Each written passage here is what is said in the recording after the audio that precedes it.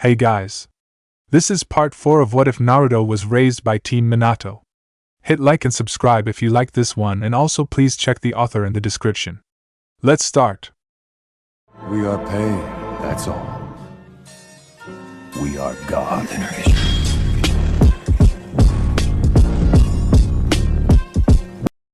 Chapter 12, Genin Land of the Moon. Day of Konoha Ninja Academy graduating class team assignments. There were few nations that could claim complete neutrality in the face of the Cold War that had developed between the 5 great nations and many of the smaller yet powerful minor village nations, especially since it seemed to have begun heating up into what would soon be another war. The Land of Iron could claim it with the large amount of land it controlled, the fairly prosperous civilian sector it boasted, and the power of the samurai its lands had produced. The samurai of iron were one of the few forces in the elemental nations that could truly compare to the shinobi. Others were students of reclusive disciplines and the monks of the path of peaceful enlightenment whose various temples were scattered throughout the elemental nations, though they were more or less shinobi of a more enlightened persuasion. Iron was proud of being home of one of the few still functioning samurai clan systems that still performed all of the functions samurai had done before the rise of shinobi. Merging chakra molding techniques with samurai disciplines had yielded a style that was infamous for stopping any attempt at forming the signs needed by a ninja to form jutsu. The only samurai family outside of the samurai clans of iron to have been able to not only survive but thrive in the modern elemental nations was Iwaza Wakomu, but that had come at the price of merging its original discipline with the ninja arts in such a way that it was a true merger of the two, unlike iron, which had only studied chakra molding and found ways to incorporate it into their kenjutsu. That and the Iwakomu only had one left bearing its line. However, the other nation that could claim total neutrality in the face of the war just waiting to break out was the Land of Moon. Moon-shaped country prided itself as a wealthy country that previous rulers put to use by investing in various industries that gradually, though the intent behind these actions was questionable in a sense of was this the plan, built to a resort location with various recreational industries that had followed the large amounts of tourists and vacationers to the moderately sized nation. Moon's daimyo following the end of the Second Great Ninja War, the first daimyo of the island nation following the reorganization of the government away from a monarchy and into the daimyo system, had expertly maneuvered into multiple safe travel pacts and alliances with entities that usually would have put you on their shit list just for being allied or having any form of pact with the others. When she was challenged on this by one of the ambassadors, one from Moon's nearby neighbor the Land of Sun, her response was to declare an intent to that Moon be a place where grudges and feuds were left outside and that peaceful recreation could take place without one having to worry about the safety of oneself or their family. Every single one of the nations she had negotiated with to create the network she had made decided that they more or less desired a true neutral zone, and her ideals for Moon was worth preserving. Though Sun tried to invade Moon and annex it, but multiple villages came to Moon's aid and expelled the invaders. Moot point nowadays considering Moon and Sun had merged. So the general foreign affairs doctrine that most of the elemental nations had come to agree on was don't fuck with Moon's neutrality, or we'll all gang up on you like we did that one asshole who tried to and then attempted an invasion of Moon and now whose nation, Land of Sun, no longer exists. Sounded scary, but Sun's cassation of sovereignty was actually due to annexation following a long period of diplomacy between the Moon daimyo and Sun daimyo. Ending with a marriage. Not many conflicts between the elemental nations could end that easy or like the way this one did, but circumstance at play helped. Moon's large beach side made a wonderful family getaway or a romantic spot for ocean-loving couples and had nature trails almost tailor-made for explorers of the outdoors. Moon at one point had a criminal underbelly that thrived on similar recreation tourism with far more predatory practices and less than legitimate in standing. Prostitution, prohibited substances, and far higher stakes gambling than the laws of the nations, the laws agreed upon by all daimyos to apply in all nations, allowed. It had been a sore point for the nations for years until the current daimyo, Tsuki Yasagi, daughter of the first daimyo of Moon, took power 4 years ago.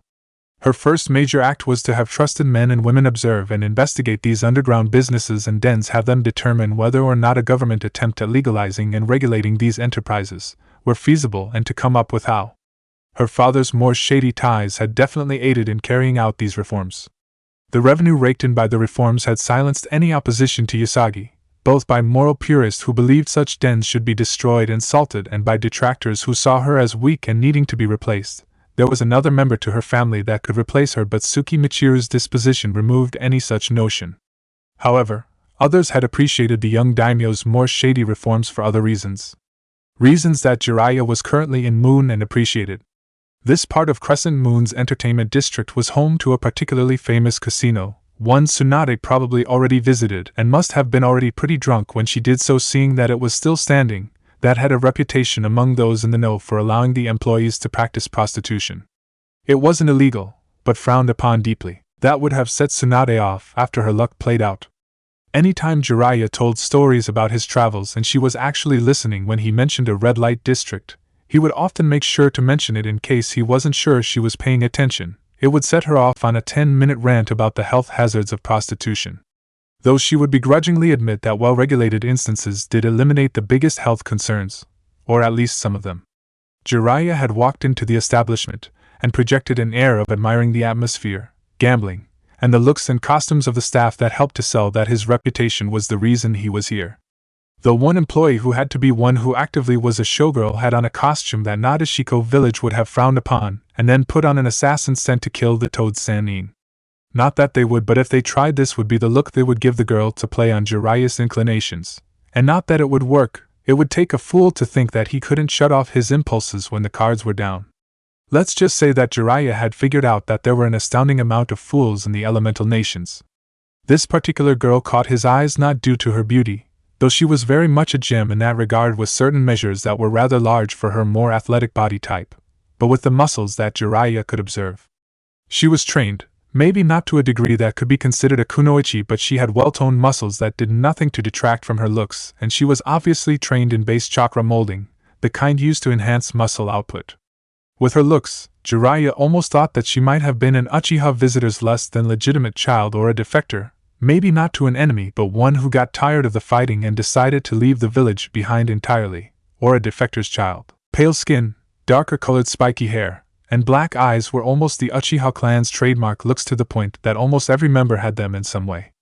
It was like the Hyuga and their almost universal pale skin and effeminate looks, or the Terumi and their emerald-colored eyes and typically auburn hair, or Iwa's Yugamo clan and the various shades of red or charcoal black hair colors.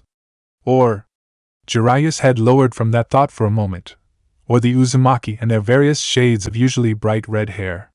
3 days ago was the anniversary of Yuzushiogakyo's destruction, and 5 days from now was the anniversary of him meeting the AIM brats. 2 weeks from now would be the anniversary of him leaving them behind. That moment took his mind out of the moment, and that moment ended when a voice snuck up behind him and spoke. "Well, hello there, mister." A deep feminine voice with a playful tone in it. Jiraiya jumped to find the woman he had been looking at now behind him with an almost natural-looking practiced seductive smile. She knew she caught him, but now she was starting to make subtle motions that drew attention to her body, and then continued. "I noticed you don't seem to be here for the gambling. I bet you're looking for something a little more active to play." Yep, she was definitely a prostitute. Either that or she was who he was after. Would have about the right looks for one of Moyo's people, considering how much she looked like an Uchiha, but she didn't have the facial scar the contact was supposed to have. Jiraiya decided to take a gamble that this girl was the contact, and she had realized he was who she was meeting with, and was using her cover to help use his reputation to cover their meeting. If she wasn't, then Jiraiya could use this to kill time until the real contact showed up. Jiraiya nodded, and the girl's smile seemed to get brighter as she turned around and began leading him towards a private room, the distinctive sway of her hips as she walked grabbing his attention and refusing to let go. She had to be doing this on purpose. That was the only way. Once they reached the room and went inside, Jiraiya could already see the gear stashed away. "Finally, I can ditch this horrid costume and stop perpetually smiling," the now identified contact said as she made a quick sign to dispel a subtle genjutsu disguising her. Her looks changed little from the now dispelled disguise, other than the scar across her right eyebrow now being visible. Jiraiya was certain that there were no other changes. "Sorry about the mess. I've been here for just over a month to make sure that when I leave that no one notices the coincidence of both your arrival and departure as well as mine," the woman stated as she grabbed a bag and dragged it over behind a small privacy fold-out. "It's fine. Some people I've met with had far worse places. Out of curiosity, how long did it take to make the persona you were projecting her?" "Makayumai, and a week of observing the girls who work here and figuring out the subtleties of what they do, and then how to apply what I observed," Mai answered as she kicked off the shoes she was wearing and then moving behind the privacy barrier. That would be impressive, if I didn't know that you cheated using your Sharingan. Still, being able to use it like that is impressive in its own way. Most Uchihas don't take up this kind of infiltration work. Jiraiya responded as he heard the rustling of clothes being stripped off and then wrappings being applied afterwards. Good to know you aren't as impulsive and dim-witted with the opposite sex as your reputation suggests. You actually noticed it. I'm assuming you noticed the genjutsu as well. Mai responded as she began donning her actual uniform. Yeah, though not as easily as I'd like. I assume it was designed so that regulars and anyone who actually knew who was an employee wouldn't question your presence, and keep people out of this room unless you brought them here. I also assume you used another genjutsu to service clients when you were hired. I also noticed a second layer to the perception genjutsu, which I assume is your exit strategy. I assume it is designed to target any who have seen you and make them forget about you and treat you as though you were just part of their imagination once the third part not layer, is activated, which destroys the field created by the first. Jiraiya answered with decades as a ninja coming to the forefront. Right, on all accounts. Mai answered with a lightly amused tone and a slight chuckle. Seems some of her own personality was added to complete the persona she projected. After she finished her chuckle, she walked out from behind the barrier wearing a bodysuit with small portions of netweave mail popping out from her sleeves and pant legs, with the longer locks of her hair tied back in a knot, and a bag with the red fabric of her costume in it. Though about the servicing, I would rather not have to do any such activity if I can help it. I do have someone, and my instinct is to at least make the attempt to be loyal, even if there is no shame in doing so if the mission calls for it. She knelt down to grab the shoes she had worn with it before stuffing it in the bag, then tying it shut, and then setting it aside on a pre-made array for creating a storage scroll. I thought you were going to dispose of the horrid costume, not keep it. Jiraiya stated amusedly. I'm keeping it in case I need to fulfill a similar role in the future. She answered almost immediately with a blush coloring her cheeks. Perhaps she was, but she had other purposes in mind. Jiraiya chose not to press and push towards more teasing other than his one comment. I'm certain it will come in handy for such things. Jiraiya answered both honestly and teasingly. He tried. Honest. Mai ignored it and began completing her uniform. Donning a flak jacket with a unique design that Jiraiya had come to know as one of 3 designs used by the Mikayu, this one in particular meant for operatives who swapped between open operations, by the definition of open that befitted the Mikayu, and covert operations usually meant specifically for setting up their eventual rebellion against Zetsu. Jiraiya had previously met Kage, who wore the version used by exclusively covert operatives, which made sense as, according to her, her very existence was unknown to Zetsu, and thus she had far more freedom of movement compared to the other Mikayu. Mai donned arm guards which tucked just under the sleeves of her shirt and covered the exposed net mail, pouches for various tools and shuriken and kunai, her boots, her cloak, and finally a holster for a kuzurigama, which she then grabbed and holstered that looked as though the 2 ends had been forged at different times. The side that wasn't balanced as though it was meant to be kept in her dominant hand during combat looked as though the original end to the chain had been replaced with an axe that could be dual-wielded to increase offensive and defensive capabilities while preserving the twirling mid-range attack motions that the chain of a kuzurigama was usually used to provide. Sorry about the wait. Didn't feel right to conduct business till I was back in my proper uniform. Mai commented as she took her mask off the stand she had placed it on before moving it, and some other things to the storage array and activating it to create the storage scroll. I understand. It's probably a sensible thing to do in case you get discovered. Now what did your boss have to pass on to us? Jiraiya responded, getting down to business. Starters, Orochimaru is planning an invasion of Konoha. That's nothing surprising. He is doing so with Pain's blessing. The goal is to destroy the village. He is aware of all 4 Jinchuriki you possess as well as their identities. He has formed a hidden village of sorts in the land of rice paddies called Otogekure and assumed command of the nation almost to the point of the nation being unofficially renamed the Land of Sound. And is planning to launch his invasion during the soon-to-be here Chunin exams when he can smuggle in the initial strike force as spectators. That gave Jiraiya pause. Okay. We didn't suspect any of that. Mai nodded. I figured. We're working on trying to get someone we can trust into his organization, or at least we were. We have a bigger fish to fry at the moment in the form of Kudo. Jiraiya knew the name from somewhere, but eventually he placed a thought on what it might be. Is he the lunatic that hijacked Fugaku and forced him to try to kill his family during that invasion of the village? Indeed. We put him in a cell not too long after that, but the way we did it involved a Mangekyo hypnosis technique of a similar caliber as Shirsue's Kodo Atmasukami. Moyo never removed the orders he implanted, and then a few days before I left he broke out. Silently for him and with far less carnage involved than there had any right to be with his lust for killing. He had been catatonic when Moyo-sama wasn't speaking to him, which was one of his orders that we were aware of still being active, but apparently one of his other orders must have somehow overtaken that one's priority over the order that kept him catatonic, or the jutsu must have begun decaying and it took out the order that kept him sedated and then activated another order in its place. We have no idea which it was, or order he could have possibly acted on. We have no idea the extent, or how well he would be following. Mai explained with a distant look in her eyes towards the end. Jiraiya knew some specifics about Shirsue's unique Mangekyo that if Moyo's was similar then something didn't add up. Mind telling what the hypothesis for what happened was? Mai nodded a bit reluctantly.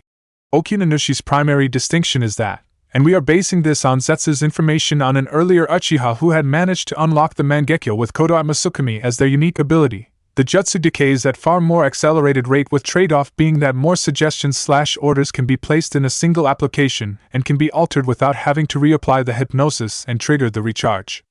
The theory is that the hypnosis's decay had erased the order that kept Kudo comatose, but kept the one or part of one that kept him somewhat docile when he was active while initiating an order to carry out a mission. What mission it was, that is the question. And if it was one that doesn't need to be carried out anymore, then we need to find him as soon as possible. That could definitely be a problem. I would offer to have a hit put out in the bingo book, but that could be asking for trouble. Jiraiya put out there. It would probably be for the best if we didn't do that, although I believe the offer is appreciated. I was also told to inform you of the existence of Akatsuki's Naisabai project. Mai followed up. Jiraiya ran the name of the project through his head.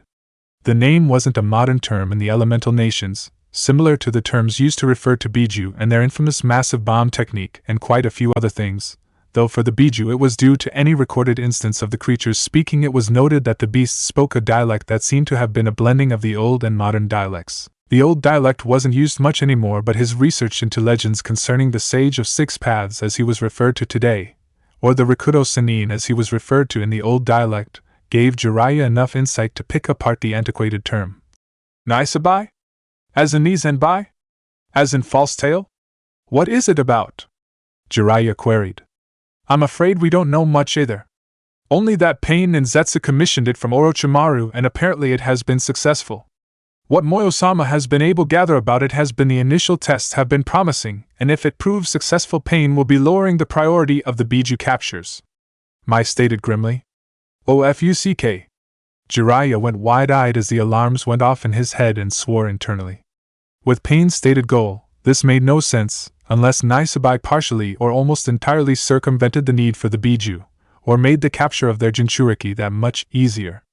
I know one of you Makayu wouldn't be so vague if you had the details to fill in, so I won't demand information you don't have. How long until Akatsuki begins attempting to make captures? Soon. Before the year is over. That isn't much, but it is more than I can hope for. Now, in the letter I was given, I was told this was an exchange. What do you want in return? Jiraiya questioned. The investigations into Nanashir both with and without Pain's approval have yielded something we don't know what to make of. We know it's a seal but cannot determine the purpose it might serve. Sasori's network couldn't determine anything about it either. We were hoping that you could determine something about its nature. Mai responded while pulling out a scroll. Jiraiya reached out and was handed the scroll, which he then opened up to see the contents. It was a sketch of an array that had been broken down into a matrix, and notes on what the various parts might entail. It was a highly complex array that Jiraiya almost mistook for a Biju sealing array until he realized it wasn't made for binding, containing, compressing, and then storing away the chakra constructs, missing key aspects that would identify the matrix shown as such. But it was familiar.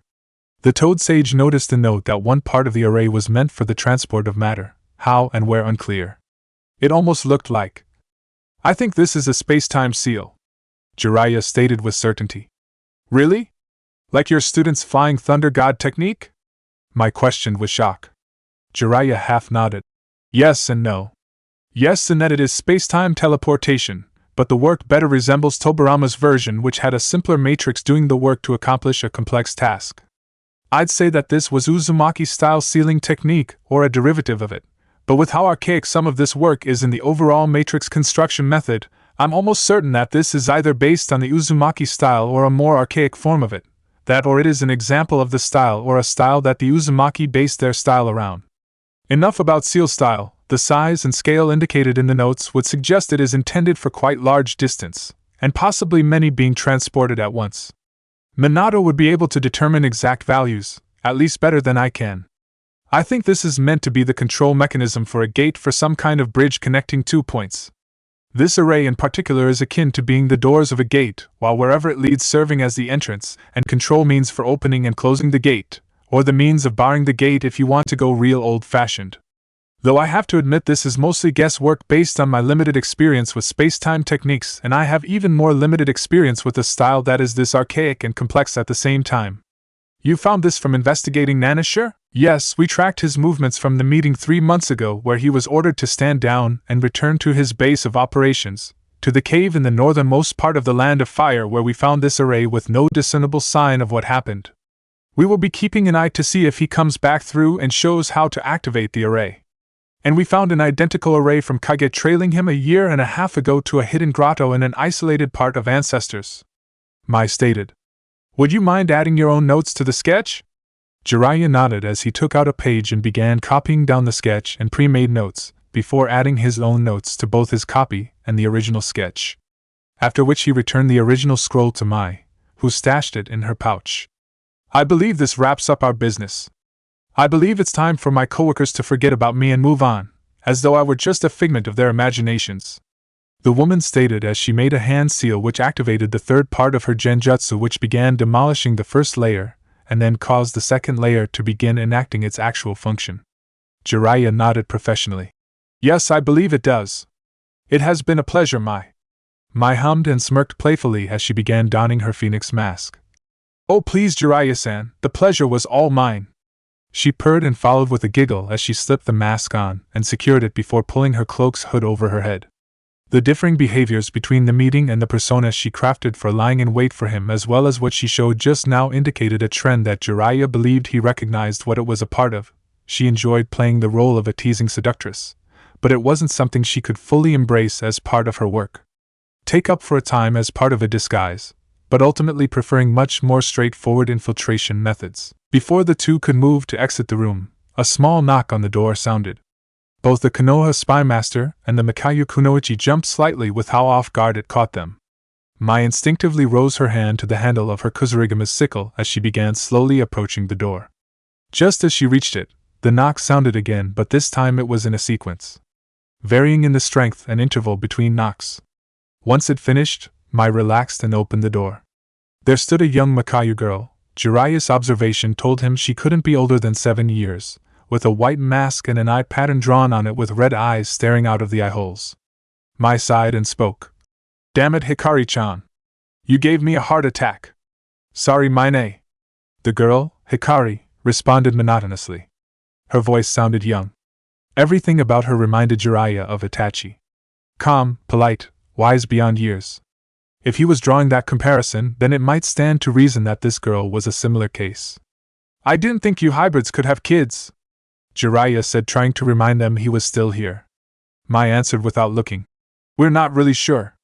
I don't think anyone has made a serious effort to find out. Hikari's birth was a sort of happy accident from Yaku attempting to test an attempt at reverse engineering the jutsu Zetsu uses to order the Makuhana to produce new hybrids and control the process. It seemed to have failed initially, but Hikari-chan was born soon after. Which reminds me, why are you here? Jiraiya felt compelled to ask if Yaku had an art hobby and liked teaching others to paint happy little animals. Hikari nodded and pulled out a scroll from her cloak. New orders for you, Mine. Arashi Taicho wants you to meet up with Moyo-sama. Mai read the scroll quickly before stashing it and pulling out the diagram of Nanashi's seal matrix. Understood. Take this with you back to Ancestors, deliver it to Arashi Taicho, she will understand. Hikari nodded. Understood. Safe travels. Before leaving, Jiraiya spoke after the girl left. Kid reminds me of Kage, with her straight-to-the-point attitude. Kage and Arisha mentored her extensively. I must be off to do as I was told. Safe travels until we meet again.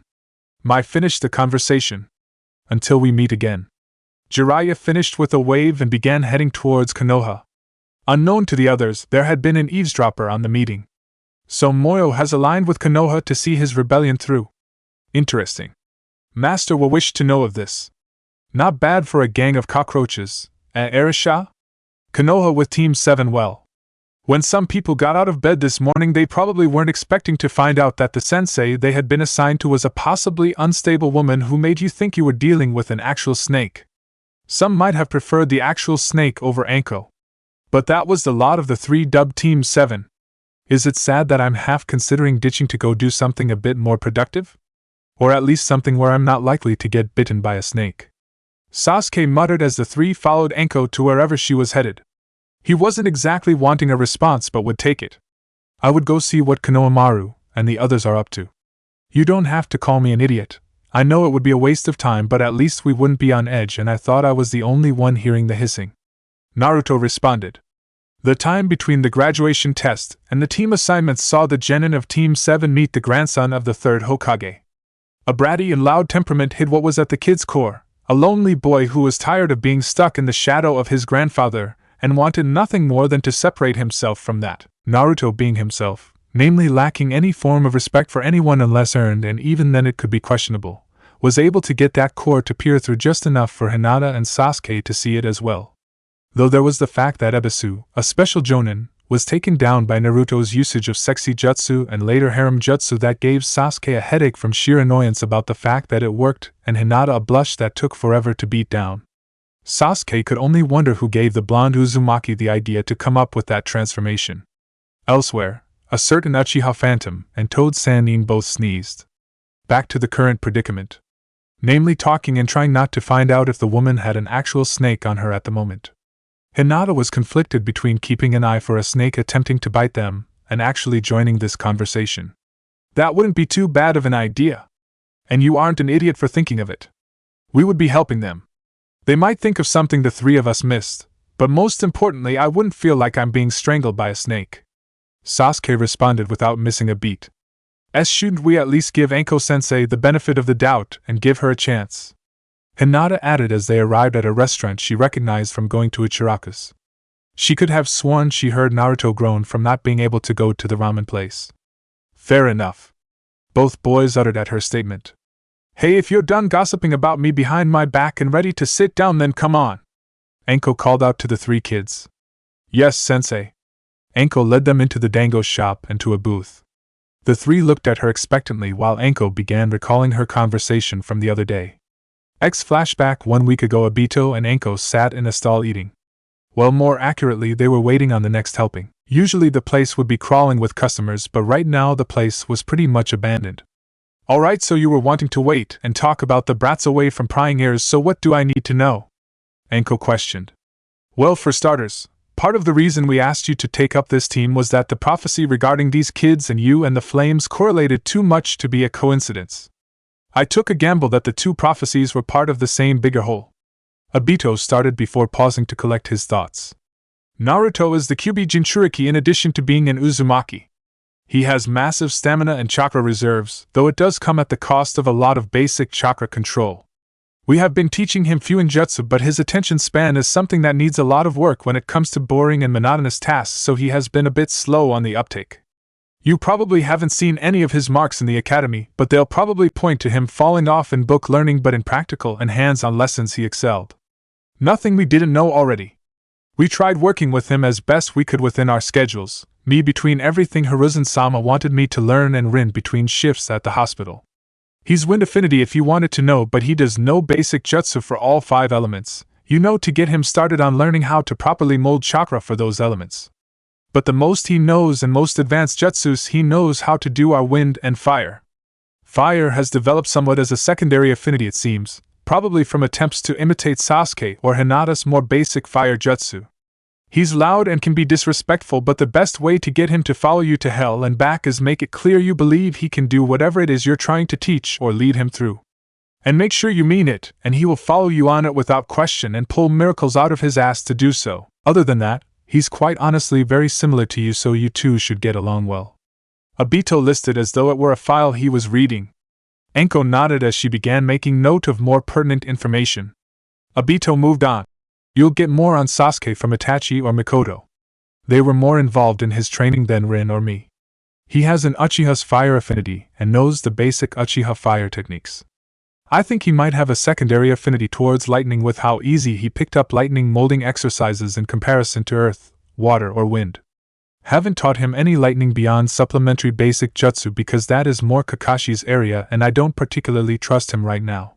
I mean, he's like a brother to me and it has nothing to do with some members of the council plus the old fart advisors attempting to coerce Hiruzen-sama into making Kakashi the next Hokage instead of me, who has been training and preparing to take the position for years now. Kakashi acts fine, but when the right subject is brought up, or wrong one I suppose, or the closer it gets to October 10th or a mixture of the two, then you see that he's changed, and the scary part is, me and Rin have no clue on how deep it goes.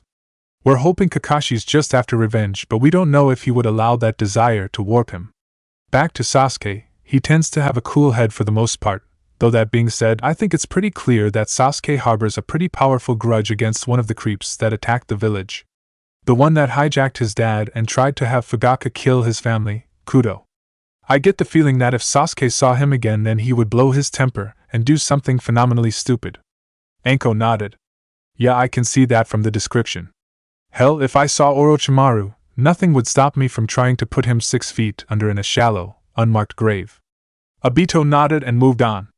Hinata is the Nibi Jinchuriki. She has the basic Hyuga fighting style, except for the more advanced techniques like Heavenly Spin or 64 Palms. She has fire affinity, and Nibi enhances it absurdly to the point of generating blue flames at times, and we are trying to teach her to consciously control when she generates them.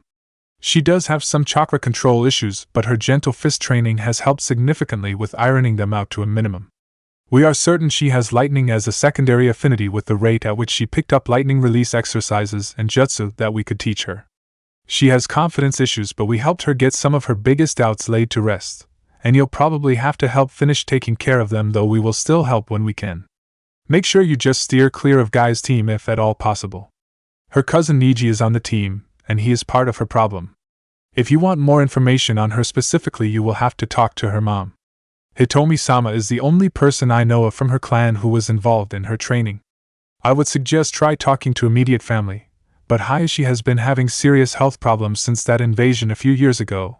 Her only living grandparent is currently locked up and has been since before that invasion. I don't know if Hizashi was even involved in training Hinata, and Niji might just give bad information out of spite. Obito finished with distaste in his voice. Enko scratched her head. I have been hearing a lot about that Niji kid. Some kind of prodigy with a bad attitude that drives Guy and his teammates to tears trying to deal with it. Apparently chose to study and train in the gentle fist rather than anything else like ninjutsu beside what he needed to graduate. But he's some kind of genius who can pick up anything after watching a demonstration. Obito nodded. Yeah, that's him in a nutshell. Though bad attitude doesn't begin to cover it. If you can actually help it, try to keep him away from Hinata. Obito paused, and Enko knew it was to allow her to ask questions before he continued his briefing. The snake Kunoichi thought for a few moments before something she had seen before hit her. Hey, wait a second. Rin's a Jinchuriki too, and she is able to be a medic. I thought it was supposed to be impossible. Enko stated with realization. Obito chuckled slightly. Conventional wisdom says that, but the truth is because Jinchuriki are typically meant to be used as weapons, no one bothers training them for any role outside of being a dedicated attacker. It's kind of a mindset difference between Konoha and most other hidden villages that allows Rin to be a dedicated combat medic and a fighter even as a Jinchuriki. Konoha has never fallen into the trap of relying too heavily on Jinchuriki. But some other reasons for Rin's oddity amongst Jinchuriki is just how well her and the Sanbai get along and work together, as well as considering she was quite a bit older than the norm for most Jinchuriki and was already training to be a medic when it was implanted, and thus she had time to get a handle on basic chakra control and had an idea to work with outside of being Jinchuriki.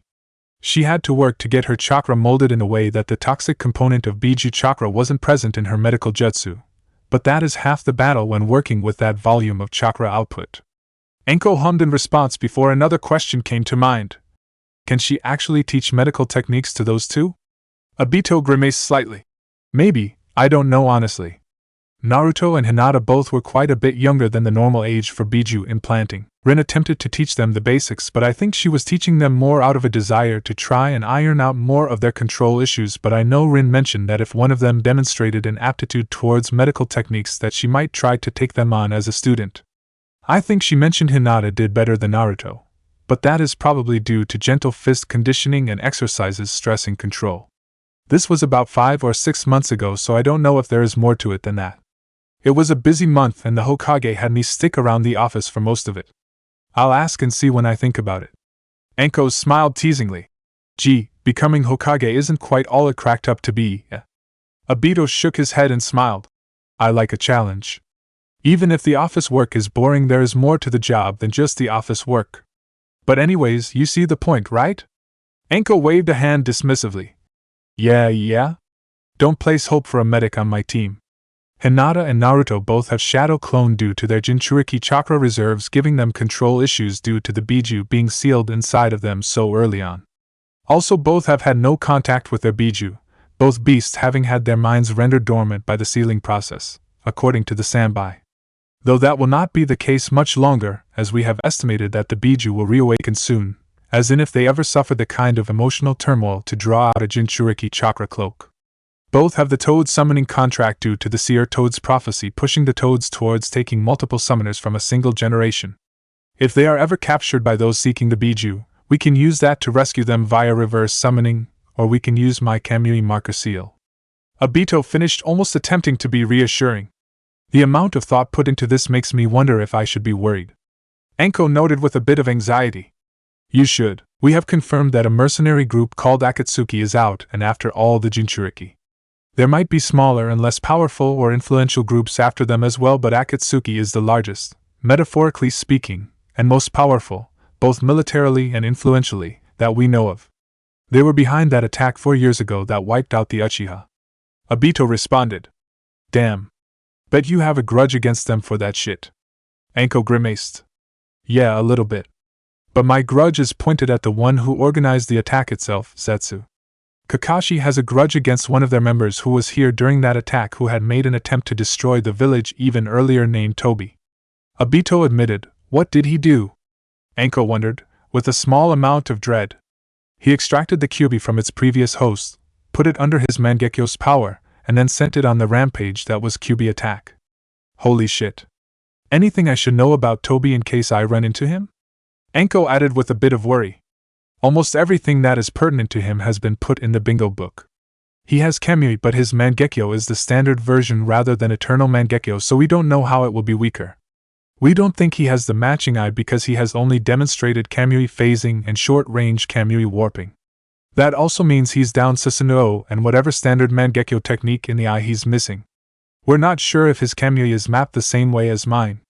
Obito added with a bit of anger slipping through his calm. Susanoo requires 2 Mangekyo to use, right? Couldn't he just steal someone else's to complete his? Enko wondered in genuine interest. Susanoo requires 2 eyes from a matching set. If he doesn't have the matching eye, he can't use Susanoo. I think that there was some old legend about an Uchiha who managed to unlock the Mangekyo and utilized Susanoo despite having been blinded by some means that I don't think the story mentioned. Problem is that most information regarding the Mangekyo before Madara and Izuna is at best incomplete accounts that have been damaged by time and probably had the facts distorted. Though being able to use Susanoo despite losing one or both eyes sounds like something Madara could pull off. Probably would be a feat of adaptive ability that I'm not sure is possible, but it would sure be a sight. Obito responded. Well, good to know he doesn't have that. I should be able to stall him till I get help or hold him while the others escape if the cards are down. You seem awfully certain that the brats will pass my test. Enko concluded. Obito chuckled. Please. I think we both can admit that you have already decided that they will be your team. I think you're gonna use that true genin test as a means of testing their skills, probably either survival or combat or both, with that whole kicked back to the academy for failure bit as a means of motivation. He deduced and looked at Enko with a glint that dared her to try and challenge it. If he was expecting her to, then he had another thing coming.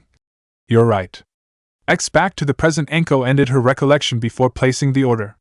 Okay, get to know the kids, spring the surprise, then we do the test after we eat, and move on to some basic exercises with whatever time we have. Anko laid out to herself. Alright, brats. I know about you generally from academics and skill set. But I don't know much about you as people. Let's do some introductions. How about I go first and lay out some guidelines so that we have an idea? The kids looked between each other and nodded. Anko smiled. Alright. You already heard my name, though if you happen to miss it I'll refresh ya. It's Mitarashi Anko. My likes are spending time with my friends, Dango, spiting miserable bastards when I can get away with it and truly hurt them, and training to be the best kunoichi I can be. My dislikes are miserable bastards, including one in particular, traitors, ungrateful bastards, and people who judge others based on appearances or names without bothering to look closer. My hobbies are training and messing with certain people. There are others, but those are the most pertinent, and I don't want us to be here all day. My dream is a multi-parter. I want to make sure you guys reach as high as you can with my help. I want to take out a certain bastard who nearly ruined my life, or failing that, living my life to the best of my ability to show that he failed to destroy me, and I want to join the TNI department. That last bit was a dream of mine for a while, especially after some higher-ups there took my side when my life got turned upside down, and a lot of people were convinced that I was a traitor or a sleeper. The kids sat in silence for a moment before Anko broke it. Alright, now that I've poured out my heart and soul to you brats. Who wants to go next? Naruto volunteered. I'll do it. My name's Uzumaki Naruto. My likes are my friends and family, ramen, and training. My dislikes are the time it take for ramen to cook, bullies, and people who don't give a damn about who their actions hurt. My hobbies. I mean, I don't really have any outside my likes.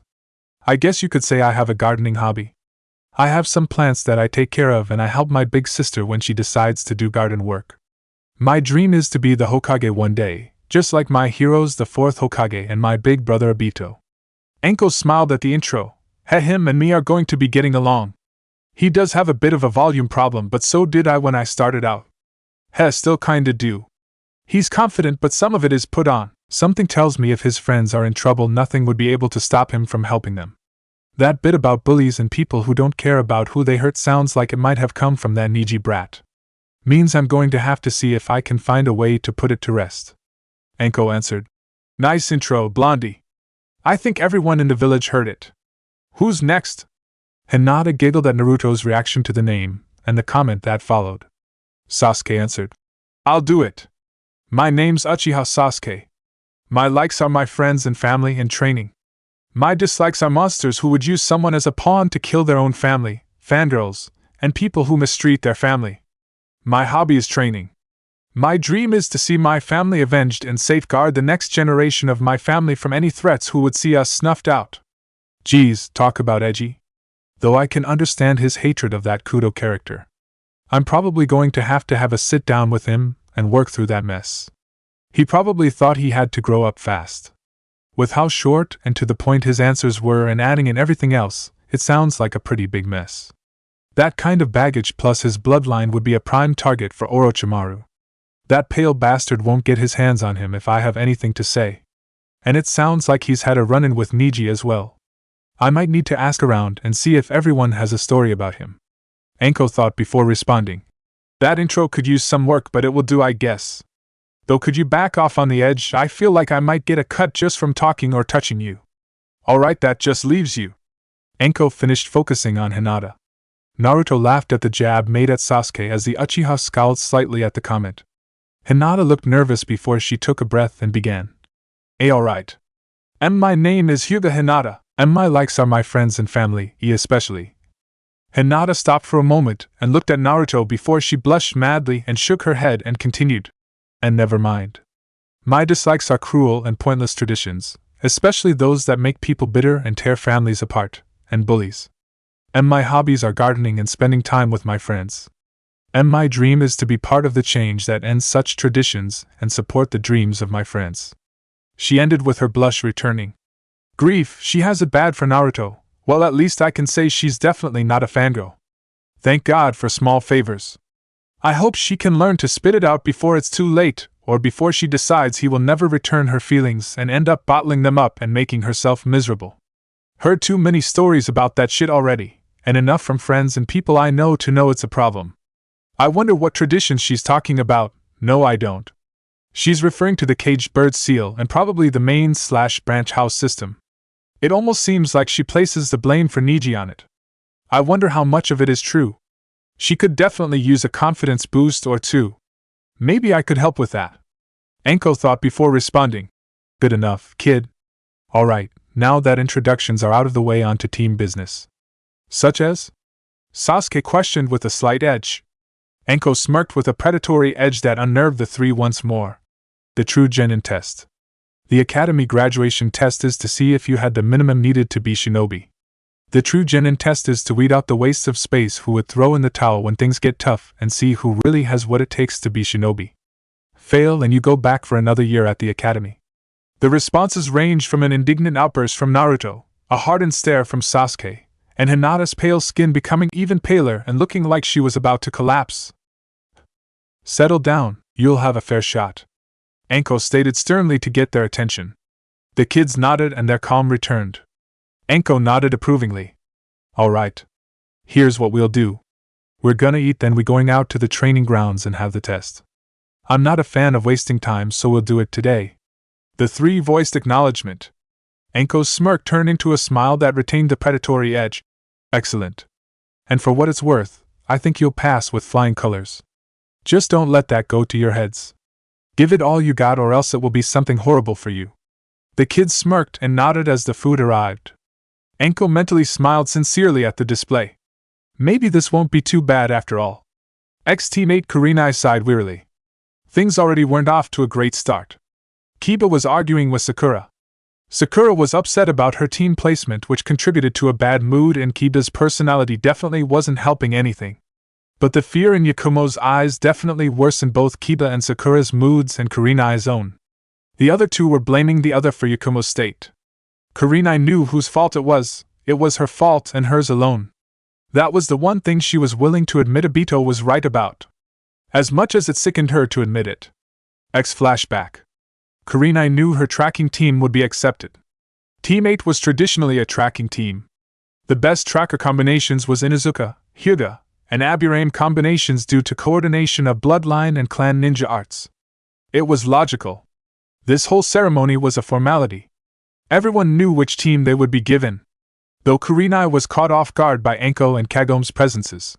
What teams would they lead? Kagome had an ambush-based style, so perhaps an ambush assault team? Enko made a good interrogator and a frontline combatant, perhaps a team based around that. Asuma was a given. Ino Shikicho teams had always been traditionally led by Asara Tobi. Hiruzen-sama hadn't led an incarnation of the team formation, but the Sannin were famous for a team dynamic that challenged the infamous combination that predated the village due to those clans' alliance. Hiruzen smiled at Kurenai, but it was a strained smile of someone who dreaded the storm that was about to erupt. Kurenai could tell something was wrong, but she assumed he was dreading having to tell someone else that her team had disrupted their requested team. Probably multiple. Well, might get this over with before the awkward part started. Yuhi Kurenai reporting for team assignment. Kurenai stated with attempt to sound not too self-assured. The Hokage said nothing and handed a note.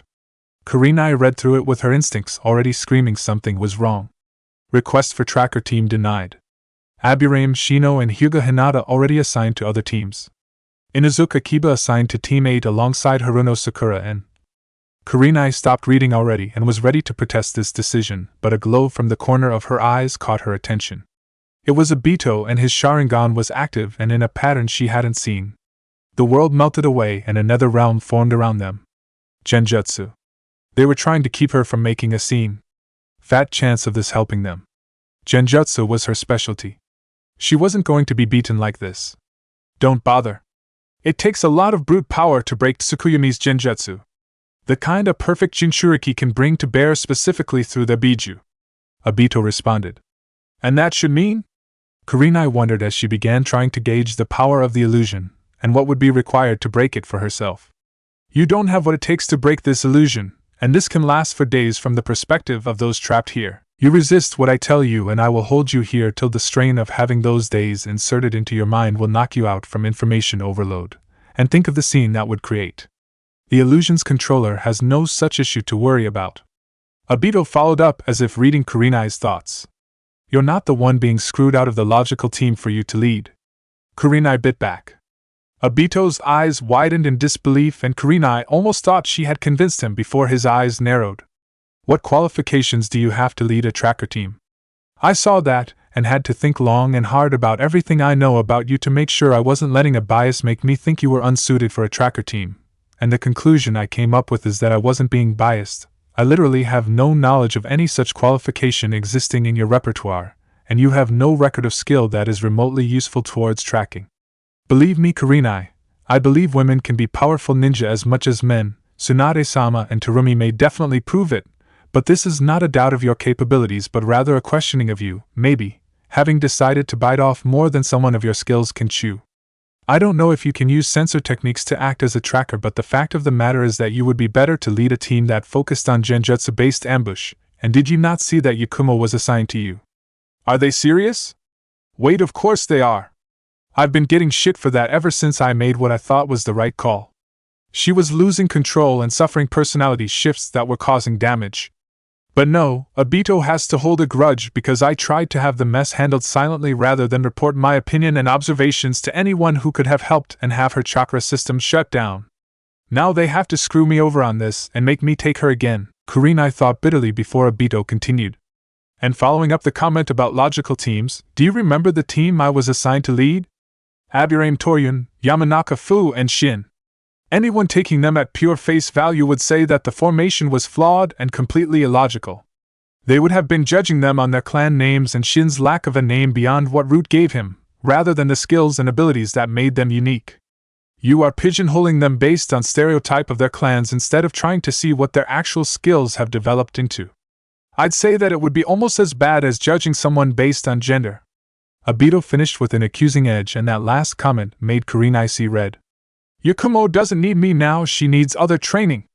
And the three-eyed dash. Kurenai started but got no further. Did you conveniently forget about the fact that you promised to help her achieve her dream? Obito retorted with a bit of contempt in his voice. Kurenai couldn't even continue her argument with how dry her mouth went. I made sure you couldn't back out when whatever dropped that thing in her, and used that seal to bind it to her. That comment made her wonder just how much of the assignment process he had been part of. You tried to push to have her capabilities sealed away permanently without recourse to restore them. You betrayed her in the most fundamental way I could think of. Those who break the rules are trash, but those who abandon their friends or their comrades are less than that. You abandoned a comrade, so we are less than inclined to actually give you a team, considering we aren't sure if you would stick by them like a sensei should or give up and abandon them like you did Yakumo. You wouldn't even have a team if I hadn't come up with this idea. This is your punishment. We may have her in better condition and her ID or whatever has attached to it, and caused it to go berserk like it did may be contained until we figure out how to remove or destroy it. But you have to pay for how you betrayed her and failed her as a teacher. Any damage that remains after you abandoned her, and all damage that came about as a result is your fault, and you will own up to it if you expect to have future genin squads and be trusted with high-priority missions.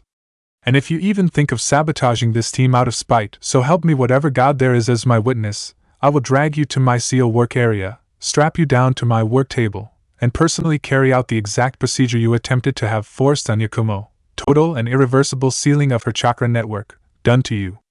And I will make sure that it will be made as painful as I can manage to make it. Obito finished with contempt oozing out of him and refusing to let her get in another word. Kurenai understood that Obito was being dead serious at the moment. This wasn't an idle threat, it was a promise to what they saw as a possible unruly child preparing to throw a tantrum and failing that to get their way, spite the parents. The fact that they had treated her as such was both humiliating and angering. But she knew when to fight something and when to let it go. She wasn't giving up on that tracker team.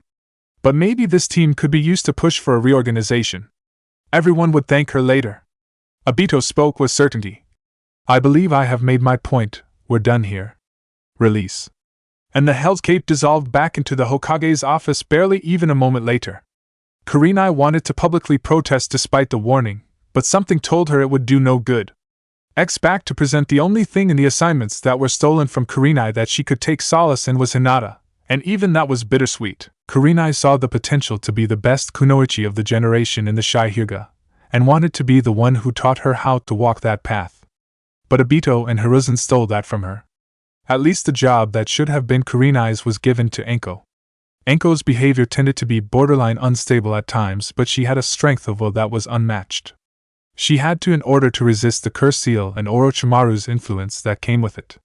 At least Hinata would be learning how to be a great kunoichi from one who had walked the path she was now treading. Though Anko would probably mismanage her talents and push her towards more combat-oriented skills rather than tracking and subduing like Kurenai intended to. The perfect role for Hyuga and their gentle fist. Kurenai did regret that her stewing in her bitterness at the decision had almost cost her the opportunity to learn about the team she had been given. Or more accurately learn more than she already had about the one she didn't know much about, Sakura. Face value was a mix of uninspiring and impressive that when put together equaled out to just barely above average. She was civilian-born, first-generation ninja. Exceptional chakra control, but pitiful reserves. Fangirl who managed to kick the worst habits of that particular behavior type during the final academy year after Tsunade began teaching basic first aid classes and used those to recruit volunteers for the medical program, which Sakura joined. Academically, very intelligent, though her grades and practical applications were far poorer compared to the rest of the class. Only just began proper physical conditioning this year with the kicking of those previously mentioned habits, and began actually training outside of academy hours. That said, she almost managed to claim the Kunoichi of the Year title with her near-perfect academic performance alone, only to lose and fall under Yamanaka Ino's similar academic accomplishment supported by a somewhat better practical performance, Fu's middle-road academic performance and excellent practical performance, and Hinata's higher-end academic performance and decent practical performance. Average, but she had a chance. Maybe there was something salvageable here. If anything was going to work with this inherently broken and dysfunctional dynamic, Yakumo's distrust and fear had to be dealt with. Kiba needed to drop the ego and learn to work with others besides Akamaru, and Sakura needed to prove she was serious about being a shinobi. Perhaps the true genin test could be used to bring them together. Kurenai thought to herself. She remembered a fellow team from back in her genin days and the arguments and personality conflicts that erupted. But their sensei had used the true genin test to end the infighting when the cards were down, and then used initial sessions and missions to smooth over the jagged edges of the dynamic. Probably drank himself into multiple hangovers trying to deal with the stress and nerves from holding their dysfunctional team together long enough for them to get over their issues and come up with ideas and schemes to solve each issue he recognized. Admirable, considering he was reeling from the loss of half his family early in the Third Great Ninja War. Unfortunately, the man was among the casualties of the invasion 4 years ago. Kurenai's own team had similar enough personalities that conflicts of personality were rare, and they managed to keep from falling apart over the slightest issue. There's no way I can come up with something on the fly to start fixing what I can immediately see. I'll need time to plan. I hate having to take a page from Kakashi and Obito, but my failures this past week have forced my hand. I'll have to delay it to tomorrow. Besides, maybe this time could be used to help start getting them to overcome their issues, without me having to pull tests and challenges designed to make them see the failings and attempt to correct them in order to overcome them. But the thought of Obito caused some of that bitter resentment to resurface and spike. No. I'm not going to do anything that would be similar to his own improper behavior. I believe I can do this today and use the test to bring them together. I will prove him wrong. Kurenai thought with determination and spite driving her, but a voice in the back of her head doused some of the new flame with the reality of the situation. But no matter what, I'll never get the team I wanted to lead. Kurenai drew in a breath and began speaking. I understand that today has been unorthodox from what you expected. Believe me, it is unorthodox from how I planned it, some of which is my fault for refusing to accept a situation that I was responsible for. We'll make introductions, I'll explain the bulk of the situation we're sitting on, we'll eat, and then we go from there. Ex-Team Tenosuma supposed it was a stroke of luck when it turned out that Yashinakikyu was a place that all 3 of his students were familiar with. Shikamaru seemed mildly enthused, Ino looked alright with it, and Choji looked like his birthday had arrived early. Well, better get the show on the road. Alright. You 3 may know each other, but I only know you 3 by what I have heard. Asuma started.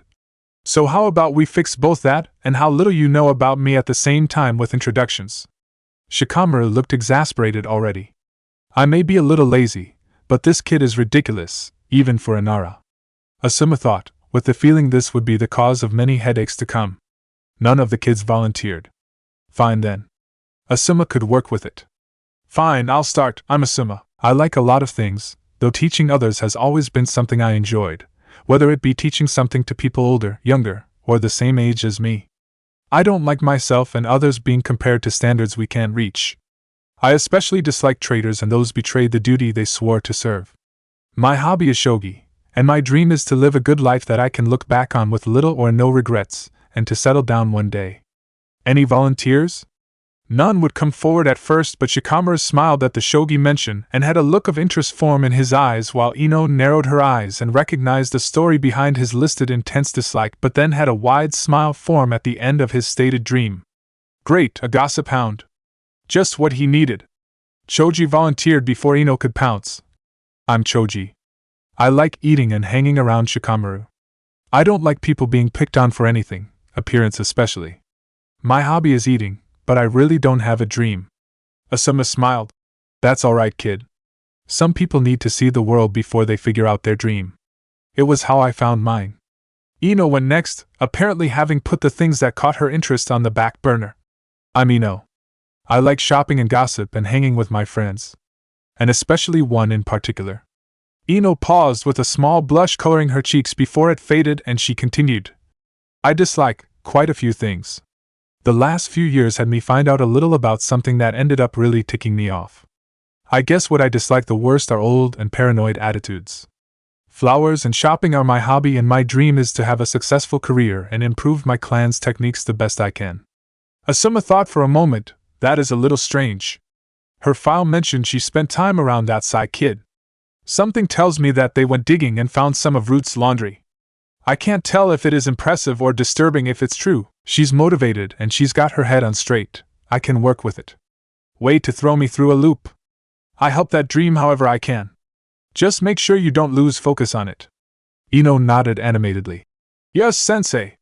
Asuma looked over at Shikamaru. You're the last one. Make it count. Shikamaru sighed. Troublesome. I'm Shikamaru. I like things. Shogi, naps, sleep, and cloud watching come to mind immediately. I dislike a lot of stuff. Troublesome stuff. People who won't let me sleep are the worst. Hobbies shogi and hanging with Choji. My dream is to have an ordinary, average life and career, maybe get married and have a kid and die in my own home. Asuma just stared. That has to be one of the most half-assed things I have ever heard. Ino face-palmed and sighed. Shikamaru, do you ever decide to get off that lazy ass of yours and do something? Shikamaru shrugged. Maybe. Not often. Asuma cut in before Ino could fire off again because it was giving him flashbacks to his academy days and Enko, and quite a few other kids, especially Nara's. That's enough for now. We have the true genin test to do after we eat. The three looked at him and blinked. Wah. Asuma shrugged. One of the things that Konoha does is that even when you graduate, you're still not officially ninja. You have to take a test come up with by the sensei to approve the team's formation. We're not allowed to give an actual impossible test with the hope to fail the students unless we feel that they are a bad batch with no hope of ever truly becoming shinobi, or need another year at the academy to iron things out. Oh, by the way, that's the price for failure. Color drained away from their faces, before a look of cold determination began to set in. Asuma smiled. Good. This is going to be easy. Alright, let's eat, then get to work. Ex-Team 6 Shino and Sai didn't know what to think of the establishment, a place called Waterfall Paradise, a rather unfortunate name considering the kind of establishment such a moniker made him think of, that Fu and Kagome Sensei had led them to. Shino was aware of the connection between the two, but Sai was not, but apparently assumed that the two had already been acquainted and had visited this establishment many times before. Cups of tea were set out before them by a server. Kagome and Fu quickly took up their cups and began sipping at the steaming liquid. Fu noticed her teammates' reluctance and tried nudging them along. Seriously, try the tea? It's great. You seem to be well acquainted with both sensei and this establishment. Sai noted as he attempted to pick up the cup to try to sample the taste. Fu rolled her eyes as if answering a very obvious question. Well, yeah, I kinda am. All of us, Kagome Sensei, the owners of this place, and myself are from Taki. They had a pretty similar shop back in Taki. I forget what exactly it was called, but it was pretty good. Shino was aware of Kagome's big sister-like mentorship to Fu, but this establishment being a favorite of theirs was news to him. He had heard of the establishment Waterfall Paradise before from family members who gave a positive impression, but the best information is usually gathered firsthand. The restaurant decorated its interior in a way to resemble a light forest like those that would be found scattered throughout the land of waterfalls, especially near where Takigakure once stood. Fu's apparent fondness for the place was something Shino took note of along the lines of, file that bit of data away for future practical use. A small heat on his cheeks and smile on his face hidden by his jacket's collar. The decor wasn't just attempts to imitate the waterfall forests of Taki, it was fairly authentic theming. The plants within the dining area were most likely immigrated in from Taki and those particular forests, and the restaurant had a setup inside to resemble a waterfall with a machine set up to generate a light waterfall mist. Shino took a sip of the tea and found the taste to be a unique blend of both sweet and bitter. Almost hard to come up with proper descriptions for such a taste. The sweetness was part of whatever herbal leaf was used for the basis, as was the bitterness in all likelihood. It tasted natural and well balanced, not manufactured like so many other teas and especially sweet tastes. This is a unique taste. I wonder what primary ingredient they used. Shino mused out loud, not really expecting an answer. They used the herbs of a white jade bush to make their tea, Fu answered cheerfully. Sai stopped drinking at that exact moment and lowered his cup cautiously. I was under the impression that the white jade's herbs were poisonous if prepared to be used in a tea brew. Shino, had he been anyone else, probably would have started to panic at that statement, but the sensei of the group cut in. Normally, yes. However, the proper method can remove the toxicity and render it perfectly safe for consumption, without removing the flavor and even enhancing the taste if done perfectly. Kagome answered softly.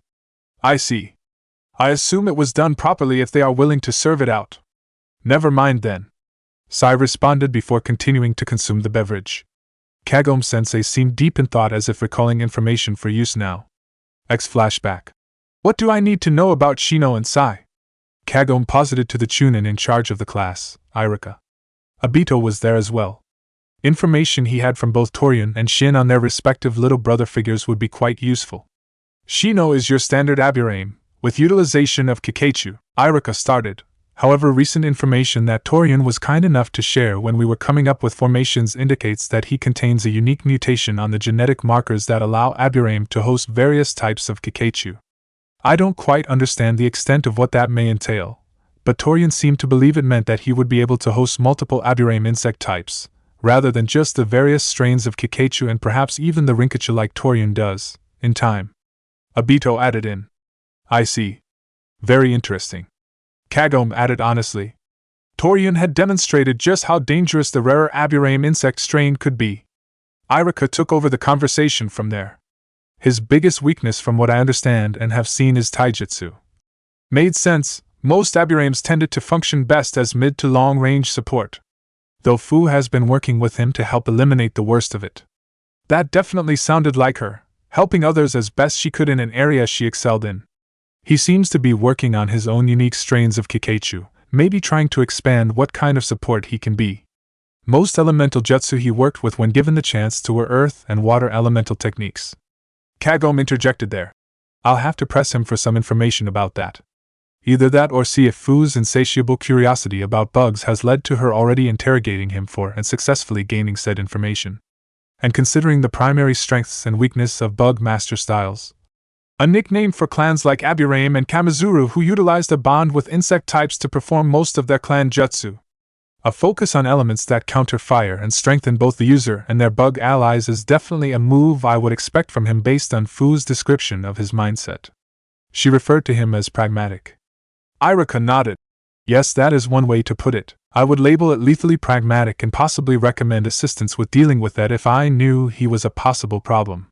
Missing mean or the kind who would sacrifice allies for the victory. He knows when to use that pragmatism and when to restrain it. Kagome nodded. Good. Irika started the next part. Sai is almost the same way mindset-wise. Dangerously pragmatic, but knows when to use it and when to hold off. Sai's kind of average to the point of blending in when he doesn't speak, though people don't forget he's there when it happens, like Shino. His ink constructs are impressive. Hard to believe he came up with it almost on his own. Obito nodded.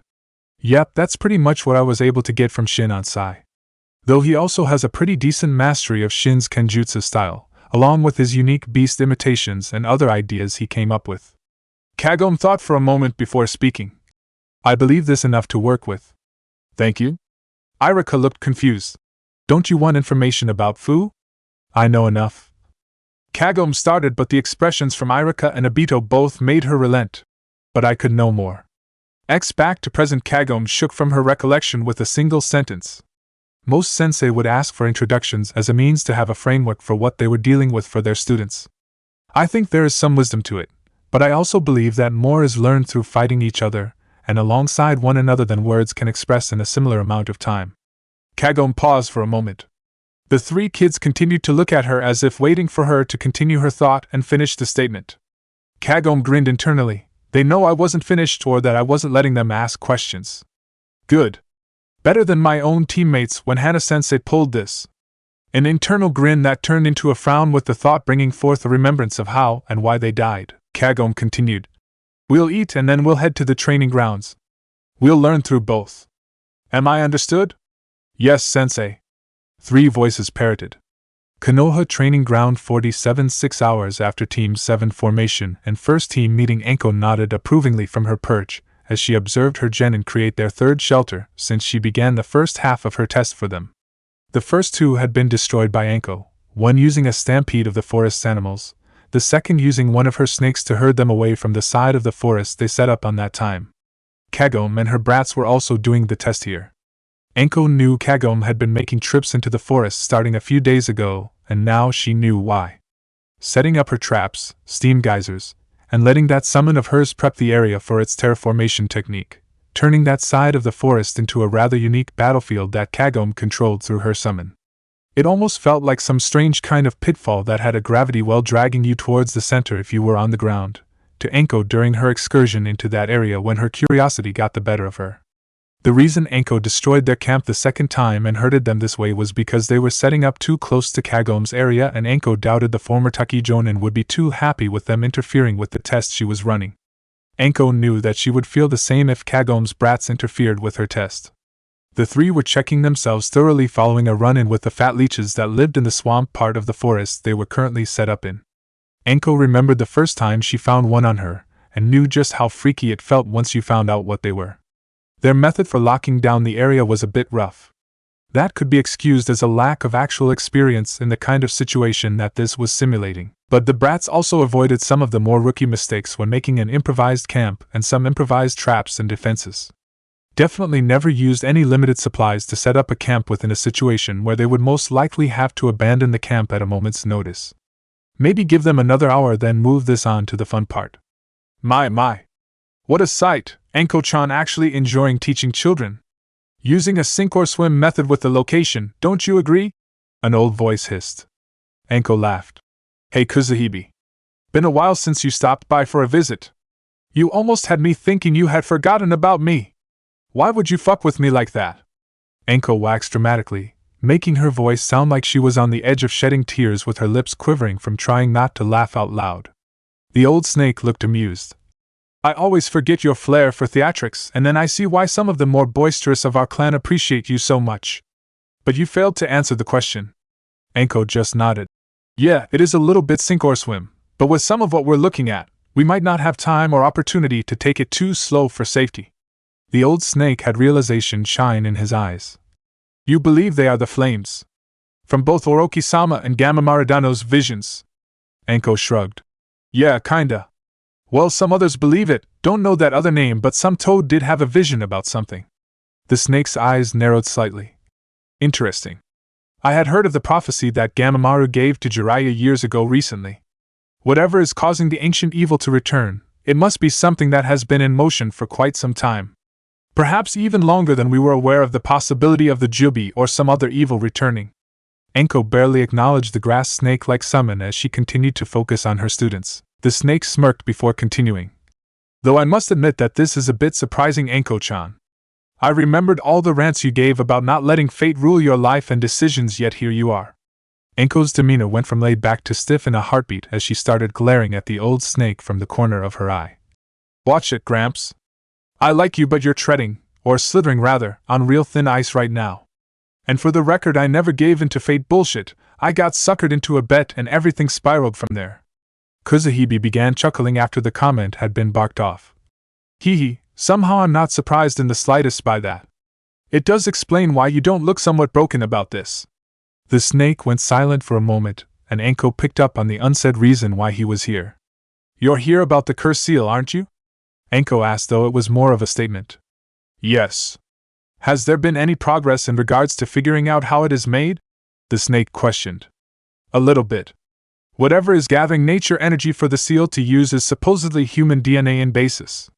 And Orochimaru combined his own DNA with it to achieve the finished product. Anko parroted off the information that the most recent test run by Tsunade-sama had the Sannin ending the session giving to Anko. Kuzuhibi used his tail to imitate the chin-scratching pose as he processed. Very interesting. I hope that if this seal is using the DNA of an actual human that the basis is able to live safely and freely. All that nature energy is highly unstable and could result in petrification or imbalanced sage mode. Anko had a few questions from that. Few questions. First, you know of DNA. How? Second, petrification? Like what the old man fence sitter from IWA does with dust release? And third, I have heard of sage mode but not imbalanced sage mode. What is that? Kuzuhibi chuckled and smiled at Anko's line of questioning. First, I may not look it, but I am a trained sage of my clan. Just not the sage or an official sage or in any position similar to the priestesses. I prefer to be peacekeeper over anything else. It is how I was able to sense that burst of nature chakra from your seal when your temper snapped when we first met. Carrying it to my point, all sages become aware of some of life's secrets and hidden concepts in time. If it is a human who holds that power, and your former teacher managed to figure out how to extract DNA in such a way that when the seal is created it continues at nature energy gathering, then it is safe to assume that they continue to live with this curse of gathering nature energy passively until it boils over into an imbalanced sage mode. Petrification results from absorption of too much nature energy in comparison to one's chakra when attempting to mold nature chakra. I believe that the technique you are referring to in Inoki-san's repertoire was designed to pull in nature energy for that particular effect. I know more from when I witnessed Mu-san do it as well, and what I described is what I observed the null man do. Imbalanced sage mode is a state that is achieved due to improper molding of nature chakra that ends up affecting the brain's natural chemistry in ways that usually results in heightened aggression among other unsavory side effects. Human sages who are self-taught without any aid from another who has learned how to properly control and enter sage mode, as well as the cursed seal basis or progenitor in all likelihood, are the most likely to use imbalanced sage mode. Jiraiya-san is an imperfect sage. He doesn't balance the nature energy and his chakra properly and suffers some slight handicaps as a result, as well as partially developing toad traits. But his mind is not affected due to being able to properly mold it somewhat. Anko hummed in response, never taking her eyes off the students. Anko continued silently watching the kids work with the old snake, making small talk before she finally decided that it was time to move forward. They've been at it since 1 and I think it's about 7 or 8 at night. Probably need to finish this and get them home. I bet their families are starting to wonder. Anko thought to herself. The old snake sighed. This seems to be an inopportune time to talk. How about you finish your business and then we'll talk later? Sounds good to me. Anko chirped. Very well. You know how to find me. The old snake finished, but before vanishing in a puff of smoke, Anko stopped him. Wait. Could you do me a favor? I need messages delivered to their families. Verbal, and just telling them that the brats are alright and will be home in just over an hour. Anko explained in a hurry to get his attention. Yes, I believe I can do so. Kuzuhibi responded. Anko smiled sincerely. Thanks, old man. Before giving directions and means of finding the houses he needed to visit. The snake slithered off while Anko quietly began slinking away from her little observation spot to catch the kids off guard. With the kids, however, they had no knowledge of the visitor who had come and left during the last hour. The 3 had been given the instructions survive for however long Anko-sensei felt like, do no permanent harm to animals if you could help it, and kill the animals only if it is clear that they aren't going to give up under any circumstances, and always keep an eye out. Shadow clones, Byakugan, and shadow clones with the Byakugan made this test a joke. So the kids did things to keep entertained for the moment. Naruto was working on wind molding, trying to get the exercise done faster and easier. He was making slight progress, getting slightly faster and more efficient with each attempt. Sasuke was running through scenarios in his head about a possible fight with Anko being the finale to this test. If she was going to not hold back or take them somewhat serious, then the name of the game wasn't achieving a win or what she considered a win. It was holding her off to the best of their ability and working together to face the onslaught that would ensue. However, if she was holding back, it depended on how much whether to determine if the goal was to win or do their best against what she threw at them in that scenario. Hinata was running through the standard control exercise for learning the Mystic Palm technique, using the technique to heal the damage within a dead fish without causing it to explode messily. Though her current one exploded after 30 seconds, though the gore was far more intact than previous attempts. Didn't stop her yelp of surprise and subsequent depression that had been routine after each failed attempt ever since they had settled in at this location. This was her 12th try.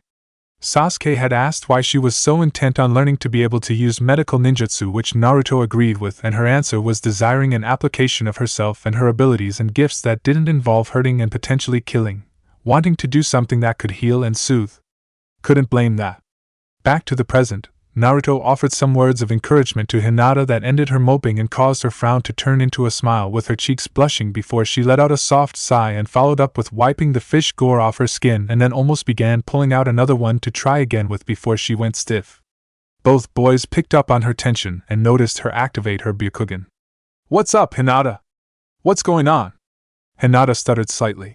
Anko-sensei entered multiple of my clones' visual ranges. Clones who were at different points in the patrol perimeter. 2 were solid, as in they were human or human-like rather than elemental chakra forced into a human shape. Sasuke nodded. She's pulling a multi-pronged attack. The multiple sighting by different clones in the perimeter have to be clones of her, maybe a shadow clone with other types of clones for the 2. She's going to make us fight her. Yeah, but we can take her, Naruto stated, trying to keep morale up. Hinata nodded. Alright. Sasuke went along. Maybe, but we won't know until we try. The 3 waited until Anko dropped down from the upper tree branches and landed on a large tree root that had grown out of the ground to both provide better support the tree in the generally marshy environment of the forest, and grown out to become another tree and perhaps even further than that, before going into a lounging position. Well, I have to say I'm impressed. Not many fresh meat knows some of the lessons you know when it comes to improvised camp building. And not many would think to use clones to help patrol. Though to be fair, not many of them have shadow clones. Though I'm wondering how you knew I was coming so fast. Anko stated to no one in particular. The genin kept their mouths shut. Anko shrugged. You two probably have already figured out shadow clones' unique memory transfer property. Which means that you already know that I have clones incoming as well, and that 2 of the group are not like the others, myself included in those 2. Add her Byakugan to that equation, and you have a solid warning system in place. Anko's previously bored expression became a wicked smirk, and she began releasing killing intent. The 3 started sweating slightly. Think you can take me and my clones all at once?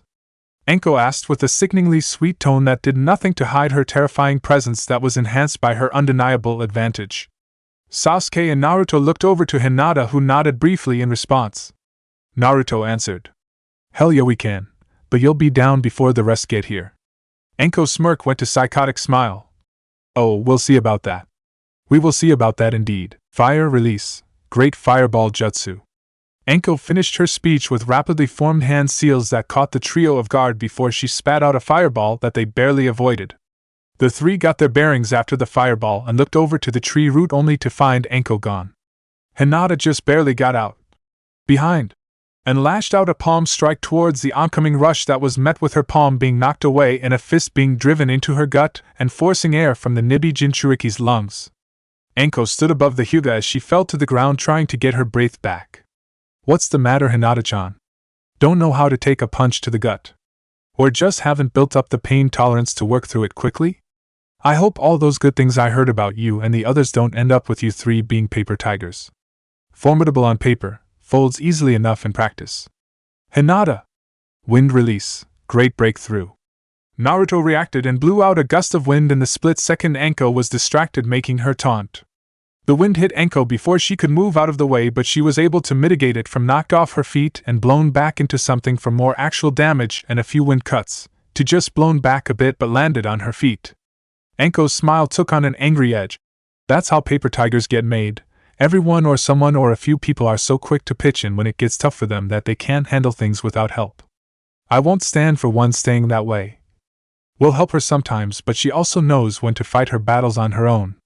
Sasuke yelled as he tried to have shuriken arc around Anko and tangle her in the wire he had attached to them.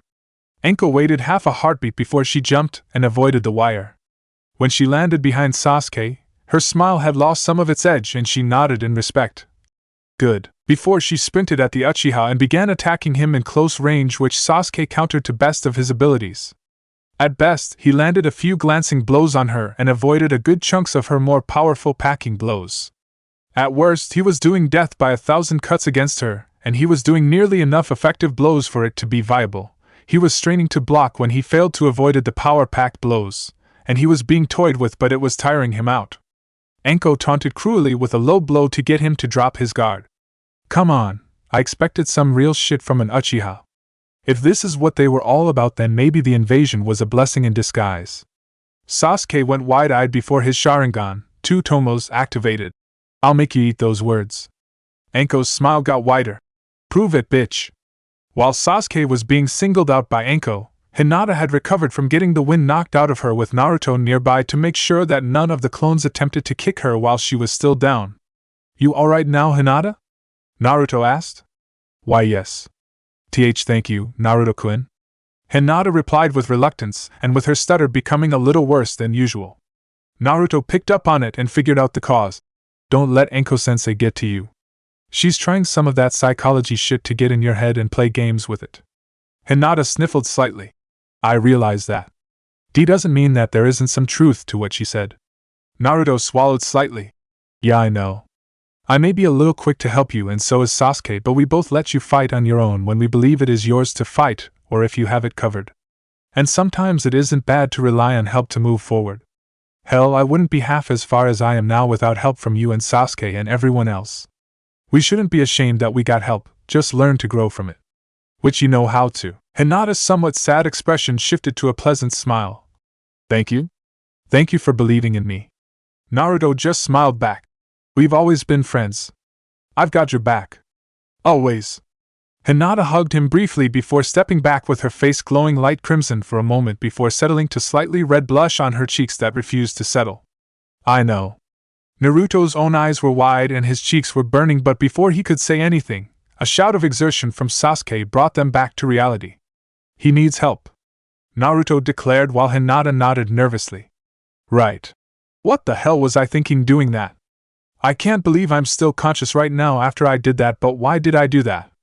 The two lovebirds just had a moment ruined. How tragic. Anko teased with a large smile as the clones encircled them. Both Naruto and Hinata's cheeks started burning, but Hinata could only mutter while Naruto responded. Shut up, sensei. Anko shrugged. You're not really supposed to have moments like that when you're fighting someone. That's probably a good way to get killed. I'm not gonna mention that I let them have it so Hinata could work through what the other one said to her. Probably helped work through one of her issues, maybe raised her confidence a little if what she did is indication. She's solid as well, Naruto-kun. She's either a shadow clone or the real Anko-sensei. And our clones took down quite a few of her water and rock clones. Hinata stated as she settled into her stance. That's great. Now we just have to destroy the rest, and then we'll have to find out if she's a clone or the original and go from there. Naruto stated with a smile. Oh, how precious. They think that they can take on Anko-chan. Hee hee ha ha ha. Get 'em girls. Anko stated with a psychotic grin as the clones descended from the branches at the two Jinchuriki. The brawl between the Snake Mistress's clones and the two genin ensued. The two already knew that she had made these clones to test them rather than stall or actually fight them. Hinata aimed her blows at the rock clones, aiming to dispel them, the more durable clones, through disrupting the chakra that sustained them with gentle fist strikes, while Naruto engaged with any of the clones that came close to him. A group of clones rushed the two and Naruto quickly formed seals. Wind release, great breakthrough. Before expelling a gust of wind that blew past the clones and knocked the sturdier ones back with some cuts forming on their surfaces, and even dispelling a few of the rock clones while the gust of wind shredded the water clones. Anko, or her shadow clone, saw this and quickly jumped out of the way. Shit, Obito said nothing about the brat being able to make low-level, non-cutting wind techniques able to actually cause cutting with the wind. Good to know. Wonder if it was an accident or just a very recent development? Doesn't matter now, he could break what I had planned. But that may not be a bad thing. Alright, let's see how this goes. Anko whistled after she landed and finished her thought. Impressive. Is that something you already knew how to do, or was it a heat of the moment thing? Naruto looked confused and Hinata looked amazed before both regained their bearings and Naruto rushed Enko while Hinata destroyed the downed yet still active rock clones. Enko finished that statement a moment before they began the rush and grabbed Naruto's punch and pushed him back. You know it's rude to ignore a superior's question, right? Or do I need to repeat it and say it slow this time? Naruto gritted his teeth at the taunt, both clearly stated and implied with context. Enko made this time towards his intelligence but pushed it down and responded. I didn't know I could do that, it just happened. Enko nodded. We'll work on it. Not gonna mention that he pulled off a pretty advanced molding technique. Great Breakthrough should not have cutting power to its wind, especially when used by a novice, but he has been training for a while and has wind affinity. No need to mess him up with explaining that, and have him not be able to now that he knows it shouldn't be possible for his skill level. Enko made hand seals rapidly and breathed in. Fire release, great fireball jutsu, and breathed out a smaller fireball than she usually put out for this jutsu, but Naruto didn't get out of the way and instead began forming a different set of seals. Kid, don't you dare try to counter a fire technique with another wind technique no matter which one it is. There is no way you will be able to overpower the elemental disadvantage. Fortunately, Enko realized he wasn't forming a wind technique and he was going for a more appropriate counter. Water release, water bullet. Should have guessed he knew that one with Rin around him. The two jutsu collided and created steam, but Enko didn't allow him to get away from his previous position. Hidden shadow snake hands. With 3 snakes rushing towards the boy, with one binding his hands, another his legs, and the third around his chest, and pulled him towards Enko. Naruto struggled and grimaced against the snakes holding him before he noticed something and stopped struggling as intensely and suppressed a smirk except for the faintest quirking of his lips. Enko noticed this and spoke. What the hell is so funny, brat? I know that smile. It's the same fucking smirk Obito did right before he conceded to MSHIT. You're okay. Enko groaned after figuring out the Shy Hyuga's sneak attack just a moment too late, and a gentle fist palm strike contacted her shoulder and disrupted her chakra flow, revealing her as a shadow clone with the burst of smoke from the clone being dispelled. Shit. I knew that was gonna happen if Hinata got those hands of hers on my clones. That clone knew it, and still got too focused on Naruto after that display of his. They're going to gang up with Sasuke. The two genin nodded and began making their way towards where Enko and Sasuke were. They found Sasuke struggling against Enko, covered in bruises, some burns, and a few bites. Enko by comparison had no major damage. Hinata, is it just me or does something seem strange about this Enko-sensei? Naruto wondered. As something is off about it. I know she is a jonin and there is a massive difference between our strength and hers, but you would expect that she would have some damage, like a cut or a burn or bruise. It's almost like... Hinata trailed off. Naruto went wide-eyed. This one's a clone too. She had 2 shadow clones attack us and fight smart and cautious to make us think. Hinata finished. That we were fighting her and 1 clone. Enko snorted and smiled from her hiding spot at seeing that the trick had been figured out. Naruto clenched a fist. Let's take her down, and so we can all 3 take the real one on. Hinata nodded. If she is a clone, she shouldn't have the memory transfer go to her. We have the element of surprise. Naruto just grinned as they began stalking close. Sasuke was tired and reaching his limit. He could hold up fairly well against those limitless buckets of stamina he called friends, but they weren't significantly stronger than him, and Enko had started to stop toying around and started actually attacking him somewhat seriously. He had to hold out. This was a test of endurance and determination, and he was going to make it. Just out of the corner of his vision he saw Naruto and Hinata creeping towards him, and the sensei. They must have taken down all the other clones. That must have kept them. But there was 1 shadow clone in the group. Why didn't Enko-sensei look like she was expecting them? Crap. This one's a shadow clone. Both solid contacts were shadow clones and the other 2 had already figured it out. They were using surprise to end this before this clone realized that the other one had been beaten. Sasuke smirked and fended off the clone's attacks as best he could while foregoing offense entirely until the other 2 were close enough to capitalize on the opening he was about to make. They were just about to be close enough when the clone got impatient. Lights out, edgy ducky! And kicked out and overextended. Perfect. Sasuke thought as he ducked the kick and grabbed her extended leg to hold her for even a few seconds. The hell are you doing? Shit! The clone screamed in realization as Naruto grabbed the other leg and compromised her balance while Hinata rushed and aimed straight at the shoulder and thrusted her open palm. connecting the gentle fist strike and disrupting the clone's chakra, which dispelled the clone. The three kids fell down to the ground to rest. Sasuke spoke up. We need to find Enko-sensei. We need to find the real one and see if we need to do more to prove ourselves or we already did it. Hinata and Naruto both nodded. Yeah, we need to find her. Any clue where she might be, Hinata? The girl shook her head. And no. Naruto groaned. Damn. We'll take a minute and then go find her. Sasuke responded. That won't be necessary. I've seen enough. A voice called out from a canopy with a smirk almost audible in her tone. Enko jumped down and landed in a crouch that she shifted to a reclining position similar to her students. You did good, lot better than I was expecting. The only thing that went wrong on my end was that those shadow clones I made apparently had their brains shorted. Only reason I can think that it took them that long to figure out those moves you made and why. That's why you have to learn control with that jutsu. Too much or not enough chakra can short out their heads and make them have not enough common sense. Naruto and Hinata both looked at each other at that statement and nodded. Had to learn to better form clones to keep that from happening. Hinata spoke up. Enko-sensei, where were you during the exercise? Enko chuckled and smiled. At first I was underground. I knew about where your patrol perimeter was and that you had your clones using their Byakugan.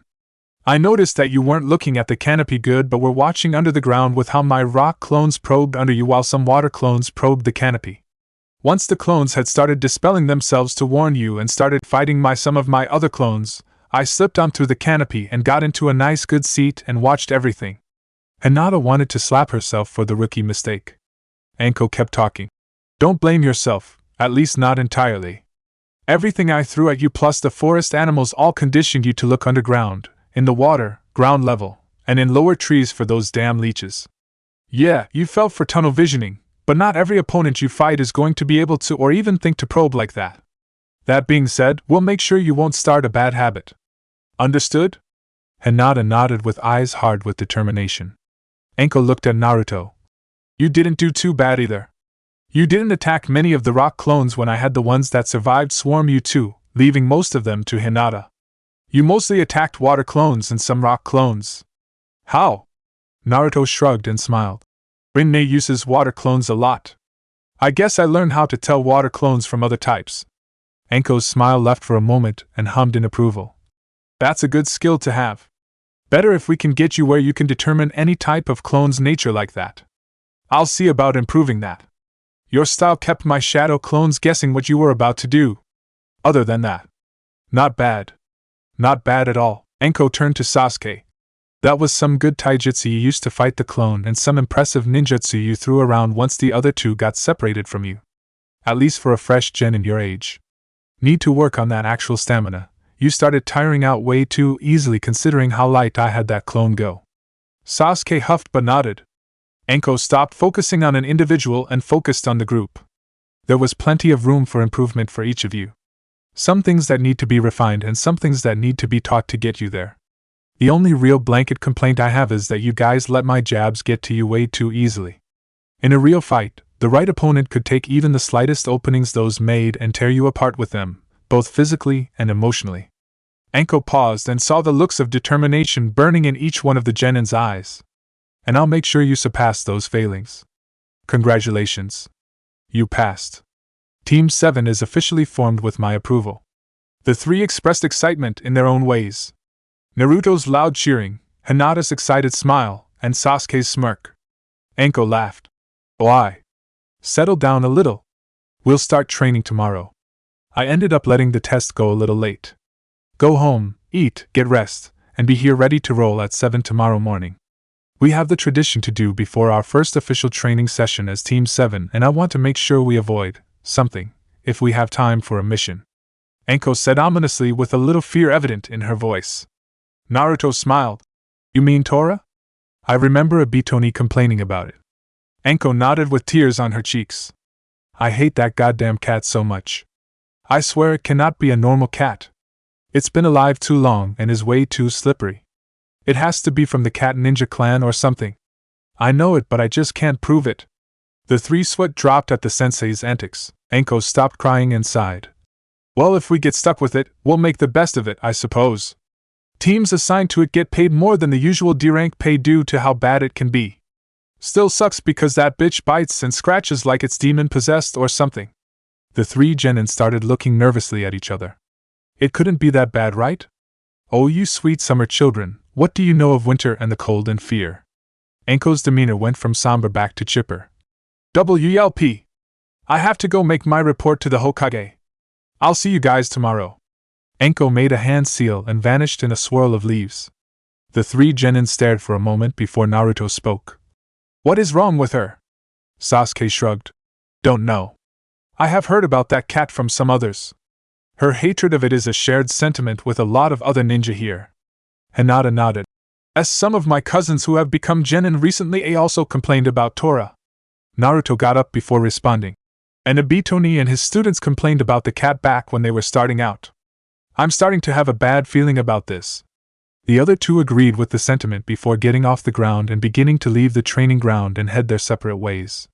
Meanwhile, in the Hokage's office, three of the Jonin senseis stood in front of the Hokage and his apprentice/unofficial secretary/preferred successor Obito, with the academy teacher Irika standing off to the side. Asuma spoke first. Team 10 has my approval.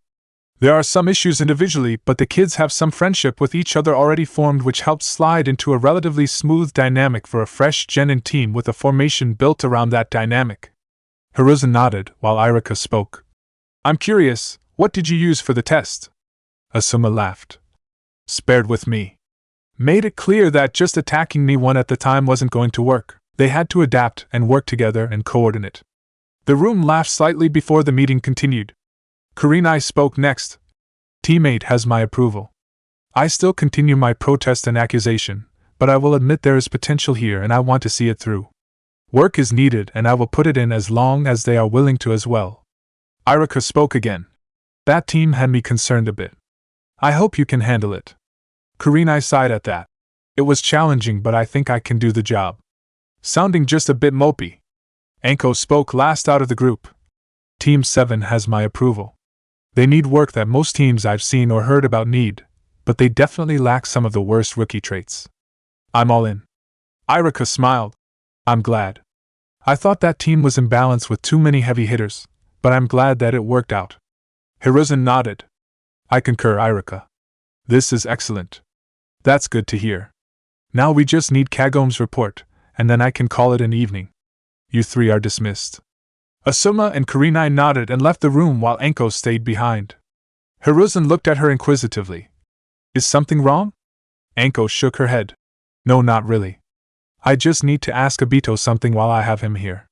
Obito smiled a tired grin. Sure, what do you need? Anko spoke.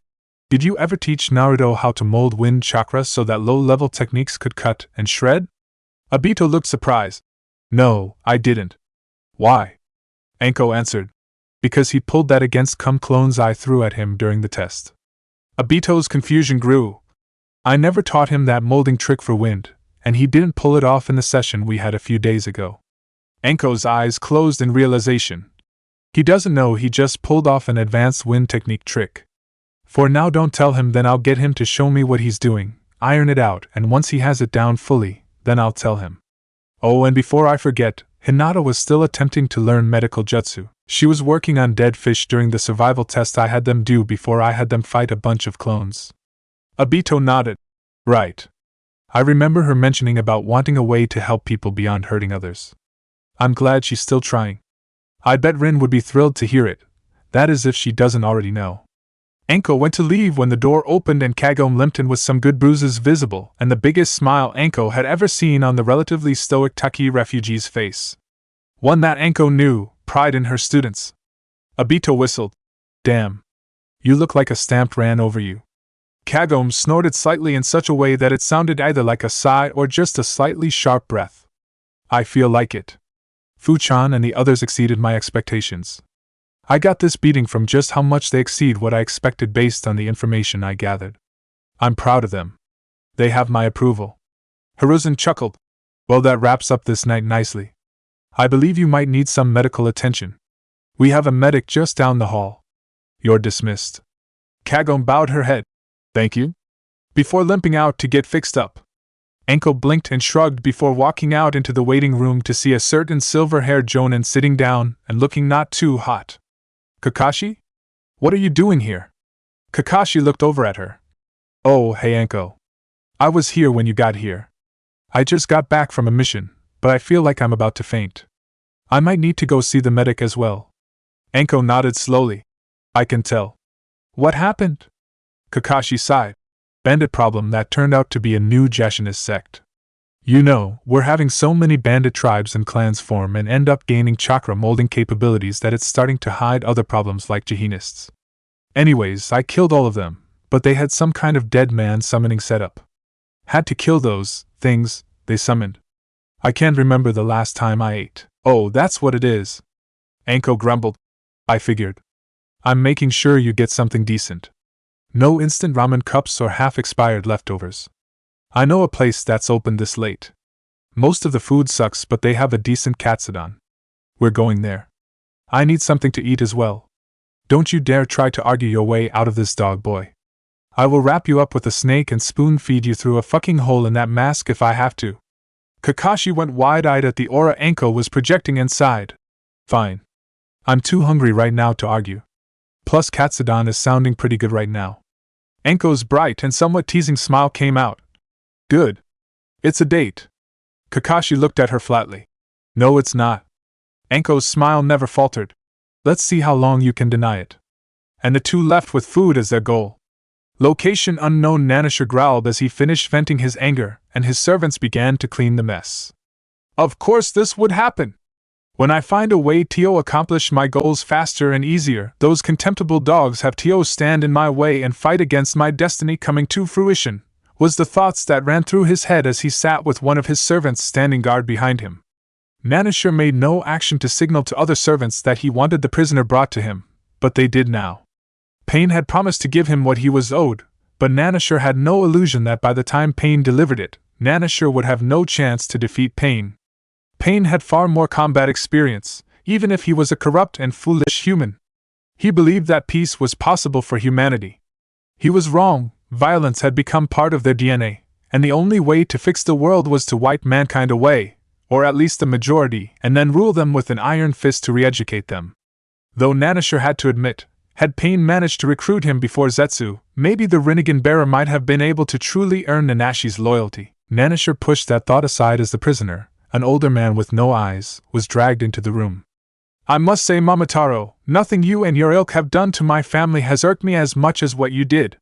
You delayed my plans to obtain the Tensigen from within a month to however long it takes to acquire a set of Byakugan from the pure line of the clan formed from those main house and branch house families that fled to Earth. Why must you oppose the celestial decree like this? Nanisher questioned with contempt. The blind man's face hardened. Are so touched in the head that you must ask that question, Tonari? Momotaro posed Akatsuki's no name before continuing. Is any concept of others having significance that may take priority over your own so far from your comprehension that you do not realize why I destroyed the fountain of Hamura? I did it to deny you from gaining the Tensigen from the wellspring of Hamura-sama's chakra, just like I asked so many of my brethren to destroy their eyes after destroying my own. You have no right to the sacred Tensigen nor the honored Byakugan princess. I will deny them to you with my every last breath and my dying curse upon you. How many lives were thrown away when your father abused my trust that I gave him to reconcile our lines, and then he still sought to fulfill his vision of wiping out humanity by using both the Tensigen and that accursed weapon your line has built over generations. I tried to heal the enmity between our families after our armistice, and he decided it wasn't enough. Our family's extinction is on his head. The true meaning of the celestial decree is to watch over humanity and guide when we can, not destroy it because they don't live up to our lofty expectations. You lust for everything you believe should belong to you. I see that you wish to become like Hagoromo-sama and take both the Rinnegan and Jubi for yourself. Your greed doesn't just allow you to become like the Moon Sage or the Sun Sage, you want to be both of the twin sages at once. Your sloth prevents you from actually putting forth the effort to train so you may take it under your own power, believing that fate will hand you all you desire, and you will pay for it when those who discover you learn of your intentions. You want to be a god, and it is fitting for you hold the entitled arrogance and pride of one. And all the men of the planet below and the Byakugan princess will reject you like they should for the demon you are and tear you from your throne and cast you into the dust to be punished and held accountable for your atrocities. Tonari shook his head. I don't know what I expected from this. Farewell, old man. Go and join your family in hell while I ascend to my rightful place. The puppet that had become Tonari's proxy, Nanashur, stepped forward and formed chakra into a knife and prepared to slice the blind man's throat. Momotaro smiled. You don't know what purpose you serve in all this. Get it over with and be cursed, you insolent whelp. Be cursed for killing your last direct family. Be cursed for defying the celestial decree. And be cursed for defying the wills of both Hagoromo-sama and Hamura-sama. Tonari nodded and smiled cruelly. As you wish, Momotaro-sama. Spitting out the honorific as if it were poison. Nanashur slashed open the man's throat and Momotaro bled out while suffocating. Tonari's smile became sincere, yet distinctly unnerving and malicious. And so it ends. The last of the main family of Otsutsuki clan born of the line of Hamura has been extinguished with the death of its final leader, and now all that remains is the Hyuga of the world below. And by the time I'm done, it will only be me and my bride-to-be. Tonari motioned to a servant puppet. Have him taken away to the crypt and buried. He's still of the clan and deserves burial as such. As the servant did so, a certain soul entered the realm between life and death. I did as I was told. I have to trust that Hamura-sama's hope will come to fruition. You did well, Momotaro-kun, but your role in this has yet to end. A voice called out. Momotaro turned around. Hamura-sama. Hamura, the moon sage, nodded. Indeed, I speak to you once more. Once because the waters of the fountain touched you and let a bit of my chakra connect with you and I gave my instructions to you, and now once more. Momotaro nodded. Indeed. I absorbed the rest of the pond's stockpile of your chakra and then destroyed the pond to prevent Tonari from learning of our gambit. What is my new role, and how can I carry it out if I am no longer among the living? Hamura sighed sadly. I knew it was impossible to ensure you left the moon alive to deliver my chakra to the Byakugan princess to begin her awakening of the Tensigen.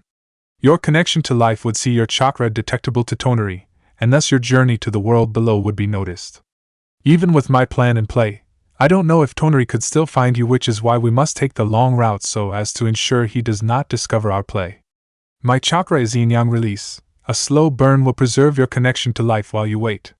Go to the world below and seek out the island turtle Genbu, the only of my brother's 4 great beasts he crafted during the battle with Jubi to aid us that has not retreated entirely from the world.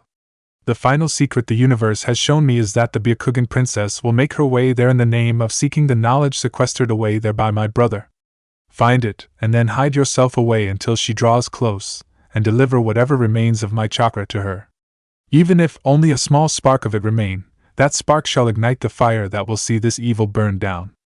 Momotaro nodded grimly. I desire to reunite with my family. I have waited long, but I'm more than capable of waiting a while longer. Hamura nodded with some weight removed from his shoulders.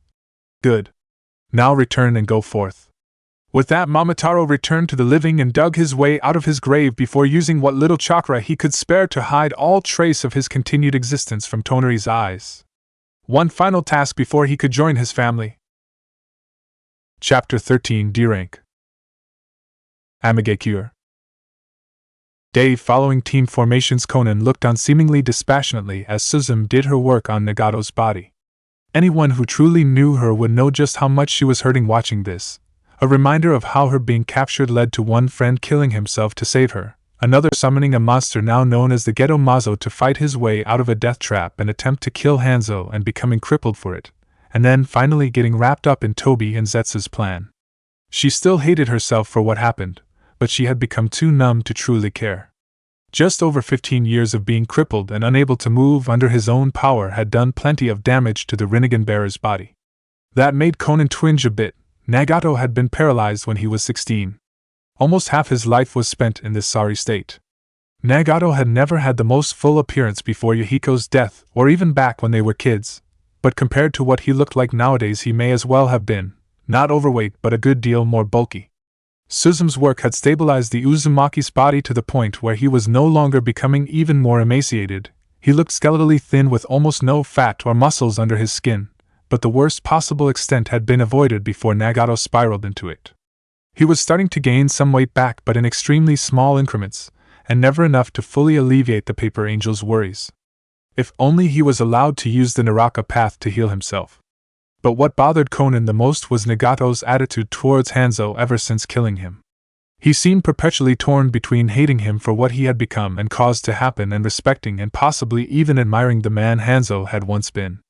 Nagato had been determined to leave Hanzo's body to rot before they killed him. Could it have been whatever he saw using the human path while ripping out Hanzo's soul? Possibly. Would explain Nagato's 180 in his view on Hanzo, though Hanzo was a topic that Nagato rarely discussed honestly. If nothing else, Hanzo seemed to have scared Nagato straight, so to say, giving him an example of what he could become if he gave into paranoia like Hanzo did. The origami release user needed to understand. Nagato was refusing to speak about what he saw. Not many were still alive from before Hanzo's fall to paranoia, and none who knew him personally enough to give Conan the information she sought. Well, except for one and a few others. Conan planned to speak to them as soon as this was over. Nagato hadn't been allowed by the medic to leave Rain and his room in over a year, the damage weight loss having reached the lowest point it had been allowed to since Nagato's condition destabilized 7 months following daybreak before Suzume had managed to get the downward spiral under control. Nagato couldn't afford to leave a sterilized area at the moment, though seals made for medical use made keeping a germ-sterilized area significantly easier to keep and maintain. Nagato and Conan both had come to suspect Zetsu or Tobi or both's hand at play. Zetsu seemed to be determined to have the Bijuu sealings done in 2 years, 6 months, and 3 weeks. Just before winter of that year with a few months to spare. What was so important about it? Suzume finished the treatment, and gave her report before leaving. With nothing to worry about, Conan got up and left for the library to begin looking for a particular scroll that would aid her search for answers. Nagato's eyes followed her to the door, but he said nothing. Conan made her way to part of the library within the tower that was reserved for forbidden materials. Plenty of summoning contracts were kept here for various reasons. Hanzo's salamander contract as well. Kanana found what she was looking for and went to leave only to be met with the Deva path. You know what that is? Are you sure about what I think you're getting ready to do? Conan nodded. I know, I need answers and you won't give them when I asked for them. You pushed me to this. Maybe the answers will help me grow past what happened. We won't know until I try. The Deva Path's eyes, and therefore Nagato's eyes, widened just a hair before he responded with regret and something else mixed into his voice. I see. I'm sorry. Hanzo became something that I felt I had no right trying to explain and justify what was worth justifying and condemn what needed to be. I saw too much of what I was becoming. Me and Hanzo are too similar. We both tried to change this world for the better, only to see just how rotten it is and lose sight of the light we followed. But our difference is I'm still trying to change it for the better. Hanzo lost his way entirely, and just wanted to survive. Rain's devastation was a price he was more than willing to pay. Conan's eyes barely moved, but she nodded after a moment. I see. I still want to hear it from them. Nagato nodded through Yahiko's body. I understand. Be careful and come back safe. Conan's hand clenched slightly. I will. I'm not leaving you alone in this world. Conan left as the path returned to the pod it was kept in when not in use, and Nagato laid down and rested with a slightly more pleasant expression that briefly overtook his perpetual frown ever since the death of the original Akatsuki. I know you won't, Conan. I just want you to live to see the world we dreamed of made a reality. Conan quietly made her way out of the Tower of Pain and quickly left Ain with a destination in mind, a large cave that had been the final headquarters of Yahiko's Akatsuki and the first headquarters of Pain's Akatsuki. Once inside the large cavern, Conan opened the scroll and began reading the instructions. If one who wishes to sign the contract but does not have a previous signer to perform the initial summon and vouch for them, perform the hand seals of the summoning jutsu alongside the blood offering that actuates the technique, and then apply hand to the seal on the contract. The Akatsuki angel began performing the signs after using a slight bit of paper to cut a finger to draw the blood needed to perform the summoning. After finishing the jutsu and applying her right hand to seal on the contract, a column of smoke erupted and an old foe emerged from the cloud. A salamander.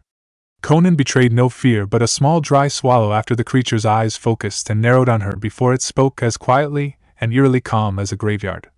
Where is Hanzo? Why hasn't he called on me in years? And why have I been summoned despite him not being here? Conan spoke evenly. Hanzo is dead. I summoned you using the seal on the contract. The salamander recoiled and almost seemed to start crying. No. I knew it would happen one day. Just didn't think it would happen so soon. How? How did the end come for Hanzo? Conan swallowed, knowing what was probably going to happen in a moment. My companion and I, we had a grudge to settle with Hanzo. We killed him 13 years ago. The salamander's grief turned to rage and he almost lashed out. What gave you the right to end his life? Conan stood firm. What gave him the right to take me hostage and give a kunai to my friend so he could kill our other friend? What gave him the right to slaughter a group that only wanted to change the world and end the constant needless suffering of the nations in their never-ending Cold War that boils over every few decades? Or in the case of the Second and Third Great Ninja Wars, only 10 years? The salamander's rage was replaced with shock. Now I remember you. You were the one he took hostage before the Rinnegan holder unleashed that awful statue. Conan just nodded. The salamander shook his head. I apologize for my actions that day and for my treatment of you a moment ago. Hanzo was an old friend. He lost his way, yes, but we rarely can sever the bonds we form on a whim. More so for summons. You are entitled to your grief and grudge just as I am mine. Though your killing of Hanzo is understandable, I feel the need to avenge him. Conan shifted to a battle stance and looked warily. The salamander noticed this and only shook its head. No, I will not take my revenge against you. Hanzo spoke at length about what he viewed as the problem with the world, back before he lost his way and decided to merely survive the world rather than change it. The cycle of hatred. When? Conan interrupted. When we kill someone, we leave their loved ones filled with grief and they seek vengeance, and it leads to an endless cycle. The salamander looked at her surprised. Yes. How did you know that? Conan explained. Nagato began realizing it just before we fought him. When he announced Hanzo's death to AIM, he gave a speech that almost felt less him and more Hanzo in a way. I guess he must have read Hanzo's soul and found his thoughts on the cycle of hatred. It must have helped to form his philosophy on it. The salamander looked at her funny. Read his soul? Is that a power of the Rinnegan? Conan nodded. Yes. The human path, soul reading and extraction. Hanzo's death was through having his soul extracted. I see. My vengeance will not be to kill you and your friend for Hanzo. My vengeance will be to leave the cycle behind and break this never-ending hatred by ending it with me. We have to be better if we wish to make the world a better place. The salamander explained sagely. Conan went wide-eyed at that sentiment. Now, I don't believe you would summon me solely to have this conversation to alleviate your soul of the weight upon it. You wish to take up the contract, yes? The salamander posed. Conan looked down. I really only wanted to talk about Hanzo. My partner refused to talk about what he had seen. I needed to understand the sudden change in perspective. I got him to open up somewhat an hour ago, but that was more out of him realizing how much he hurting me than an actual desire to talk. The salamander spoke. You wish for closure and peace, regarding a man who you have viewed as a paranoid monster for a large portion of your life and as responsible for the death of a treasured friend and hurting another, or more accurately caused circumstances that hurt another, that you treasure and perhaps have realized that you care for well beyond that of a friend. I cannot give it to you myself, you have to find it for yourself. I and my clan can show you much. I can tell you much about Hanzo and his idealistic start and his gradual fall to paranoia and the survival of the fittest mentality. I can show you a path to self-refinement and many other things, and perhaps you will find that which you seek along the way. But you have to take the first step. I am Abir's boss of the Rain Salamander clan that have called this land of never-ending downpour home since it was born from the conclusion of the duel between the twin sages and the Jubi. I am Conan, last known holder of the origami release and right hand to Uzumaki Nagato, better known as Pain of the Rinnegan. Well, Conan-san, you have much to learn. Sign the contract and then we will begin. There is a test to be had and much to do. Conan did so, and then both of them vanished in a puff of smoke. Konoha Day following team formations, the genin of Team 7 made their way to the training ground from the day before to find Anko sitting around with a mounted camera fiddling with it in one of the less forested, and actually quite scenic area with actual light pouring in. Alright guys. Anko paused before getting in position and wrapping her arms around her team. Smile! The camera clicked and Anko stored it without even checking the photo. Anko kept smiling as she turned to the group. Great, I bet the photo is going to look excellent. I'll get you guys some copies once I get to look at it. But now on to actual business. Naruto spoke up now. So sensei, what did you want us to do? I'm glad you asked. Hinata, Sasuke. Go do whatever for a little bit. I need to talk to Naruto for a little bit. I'll come get you guys when I'm ready to get started with group stuff or do some talking with one of you two as well, Anko stated. Sasuke and Hinata nodded and moved to another part of the forest before Anko spoke to Naruto. I want to talk about some things. Anko sat down on one of the roots and Naruto sat on another before the conversation began. Anko tried to think of some small talk to try and ease into what she wanted to know but decided to go with a certain curiosity she had formed. Say, you actually kind of impressed me yesterday. That was some decent elemental jutsu you threw around yesterday. You used some good fire technique to scare off some of the animals without seriously hurting them, and some of your clones used fire against mine to destroy them. Not to mention the water bullet you spat at my fireball. You honestly shouldn't have been able to counterbalance it so easily. But you definitely impressed. And the wind you used was definitely impressive on its own. Pretty good, for your age anyways, Anko said with Naruto smiled and started rubbing the back of his head. Well, I can't take credit for all of it. Learned some of it from Sasuke and Hinata and some from Obito and Rin. Wind I kinda had to learn on my own. Not too many people around here have wind affinity, you know. But they have talked about getting me someone to help me with some of the stuff related to wind that they don't know well. Anko smiled and nodded. And apparently you have been doing pretty well. But I have been told you have been practicing with all 5 elements, at least in the molding phase. I haven't seen any lightning or earth from you, so that means that you're either having trouble with lightning and earth, or you aren't trying, or just don't have any techniques you know for them, or some combination of those 3. Which is it? Naruto started shifting around. I had a hard time working with those elements compared to the other 3. After a while I just stopped, and decided to go back to them another time. Don't know any techniques honestly. Anko stared at him for a moment, which did nothing to alleviate the nervousness he was feeling, especially with Anko's pupilless eyes, before she sighed. All things considered, I think that's understandable. Those two are kind of on the opposite sides of the stability spectrum. Naruto looked at her confused and the snake mistress sighed. Okay, wind is one of the more middle ground elements, not too unstable but stable enough. The other 2 you know how to use right, fire and water, are kinda like slightly more or less stable than wind in some ways. Earth is far more stable than any of the other elements, and wind especially, and lightning is probably the most unstable of the 5 basic elements.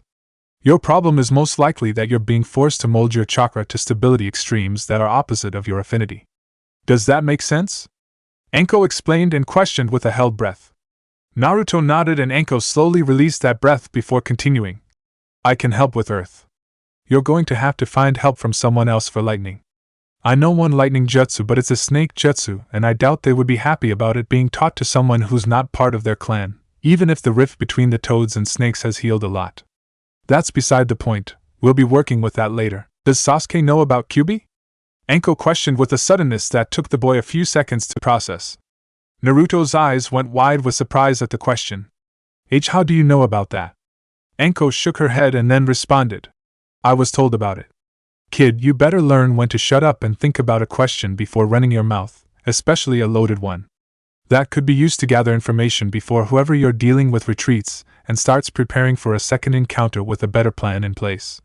So does he know? Naruto rubbed his head. I never told Sasuke about it. I wanted to keep that fox out of my life when I can. I know Rin says that the fox isn't evil. Naruto shut his mouth and went wide-eyed as he said that.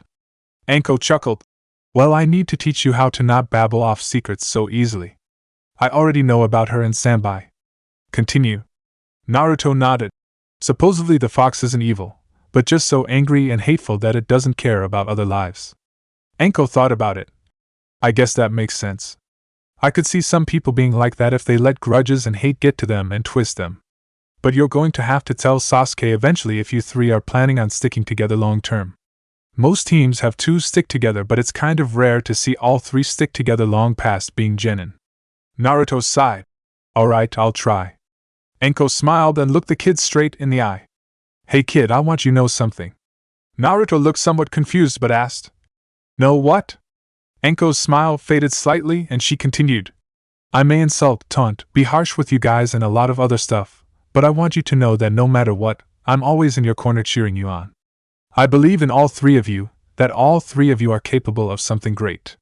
I'll always have your back, And everything I throw at you is because I believe in you and I want you guys to see it for yourselves. Anko waited as the blonde's eyes went wide for a moment, and then settled back to normal with a smile and a hug from the hyperactive blonde. Naruto broke away and spoke. I'll make sure you don't regret a thing. I'll do my best. You can count on it. Anko chuckled slightly. I feel like I can believe it. Naruto kept smiling. You know it. I promise it, and I never break my word. Before Anko could move to end the conversation, Naruto asked, Hey sensei, do you know about Hinata? Anko was somewhat surprised by this question. He's learning. He only asked if I knew about her and not what specifically. What he's asking about could be anything, but he is looking to see if I know about the Nibi. Anko shrugged and smiled mischievously. I don't know, maybe. It might have something to do with cats and flames, right? Naruto merely smiled, while Anko laughed. I'll admit, you definitely did better to not give away secrets too easily, but someone could still be using a response like I gave to Cold Reed for what they're after.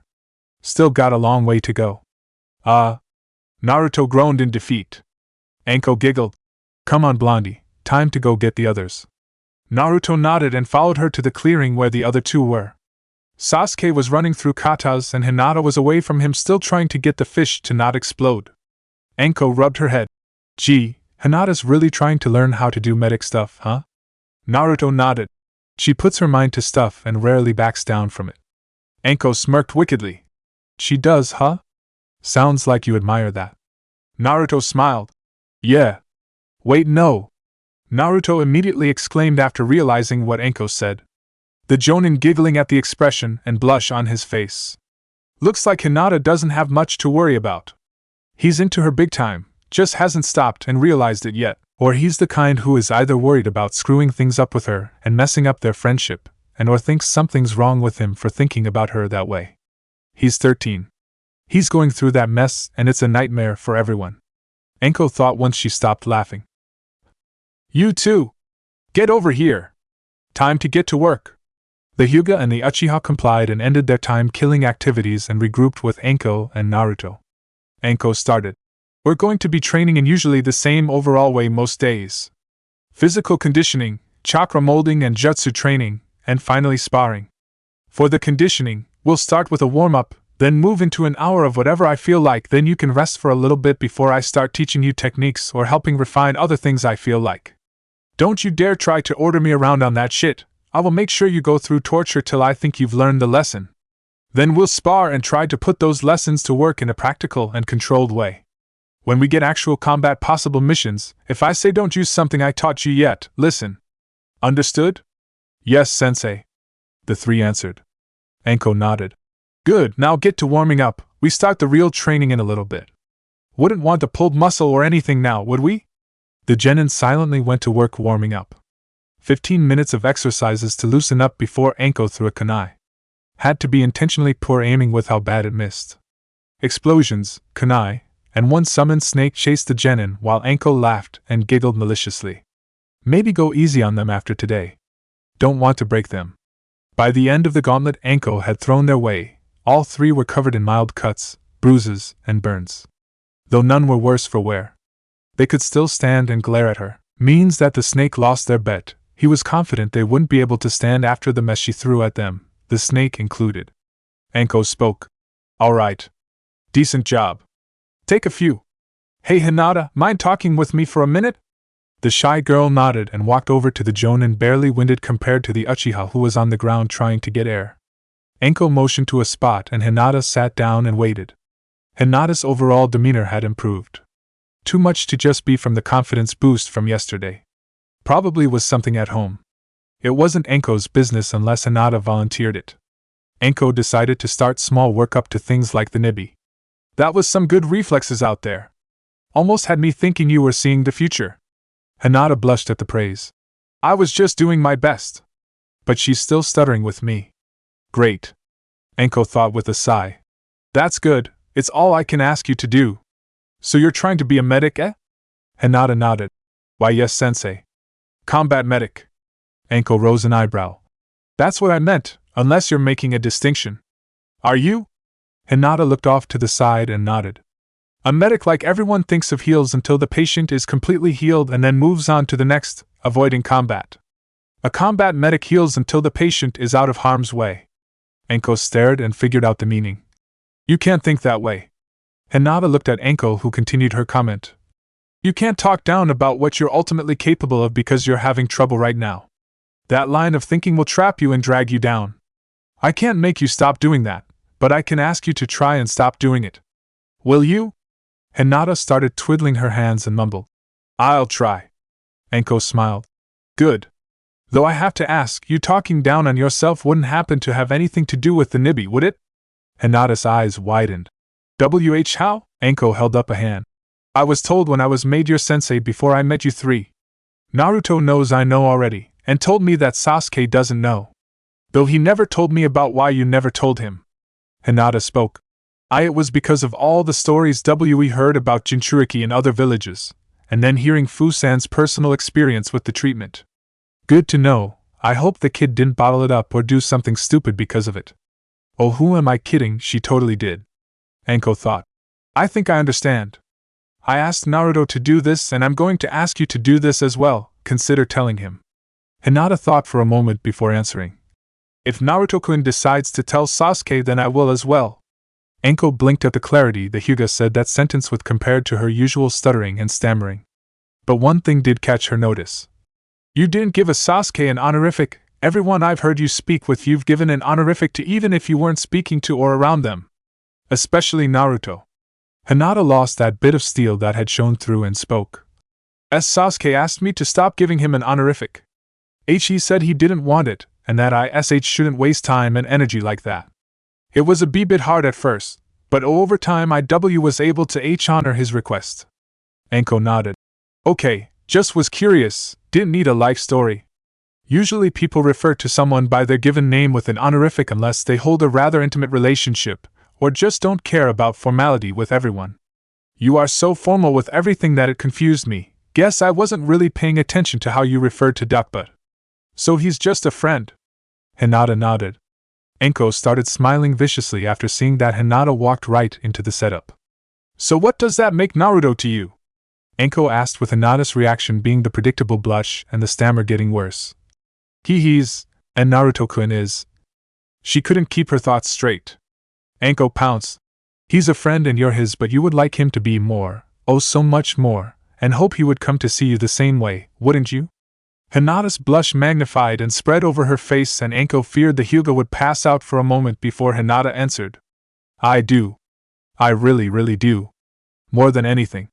Hinata spoke with resoluteness flowing in the words. Anko smiled.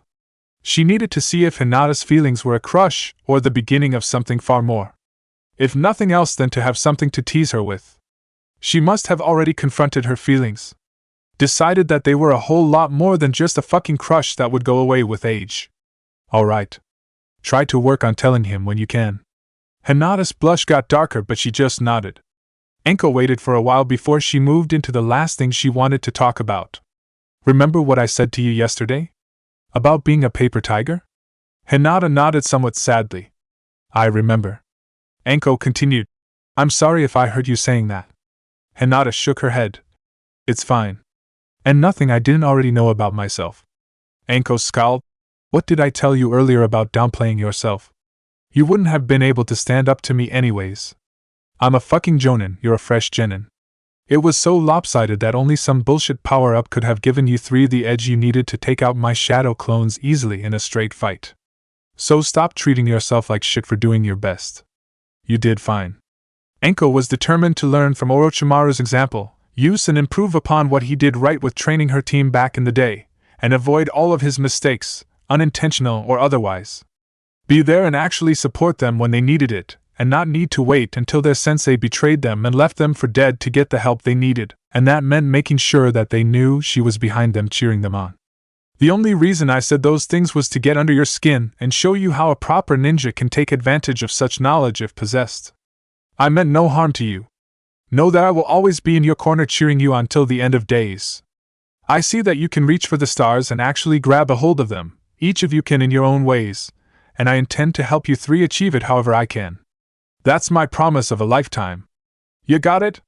Anko ended with a determined glare above her encouraging smile. Hinata was wide-eyed before she smiled and nodded. She had a long ways to go, and Anko didn't expect her to go from shy and almost overly polite wallflower who was too modest and easily embarrassed to show her beauty like Anko did to a hardcore, rude or outspoken, an outgoing hard-drinking party girl who was proud of how she looked and wanted the whole world to know it, like Anko was when she was younger. The thought of Hinata as that created the image of an older-than-now Hinata wearing some noticeable makeup, a white and purple jacket unzipped with the only thing covering her much more developed chest truly was a mesh weave bra styled as a pseudo-corset, and a pair of short shorts covering her lower region with the rest of her being proudly on display to both God and man for all to see. Anko laughed as there was no way such a Hinata could ever exist. Meanwhile in another universe, a few years from now, a girl named Hinata, who was ironically just as Anko had imagined, sneezed as she overheard some comments about her. The usual thinking she was a brainless partygirl slut that they could lick her up before fucking her like a floozy for virtually free. Idiots. If Naruto didn't exist, she wouldn't have fucked them then, she would have killed them and become a missing nin with no regrets. After all, none of her supposed family truly cared for her, the failure and ironically one of the most vicious Hyuga ever produced. Better get going before one of the idiots realized she was here and made some stupid pass at her. Wouldn't do to get another reprimand for losing her temper.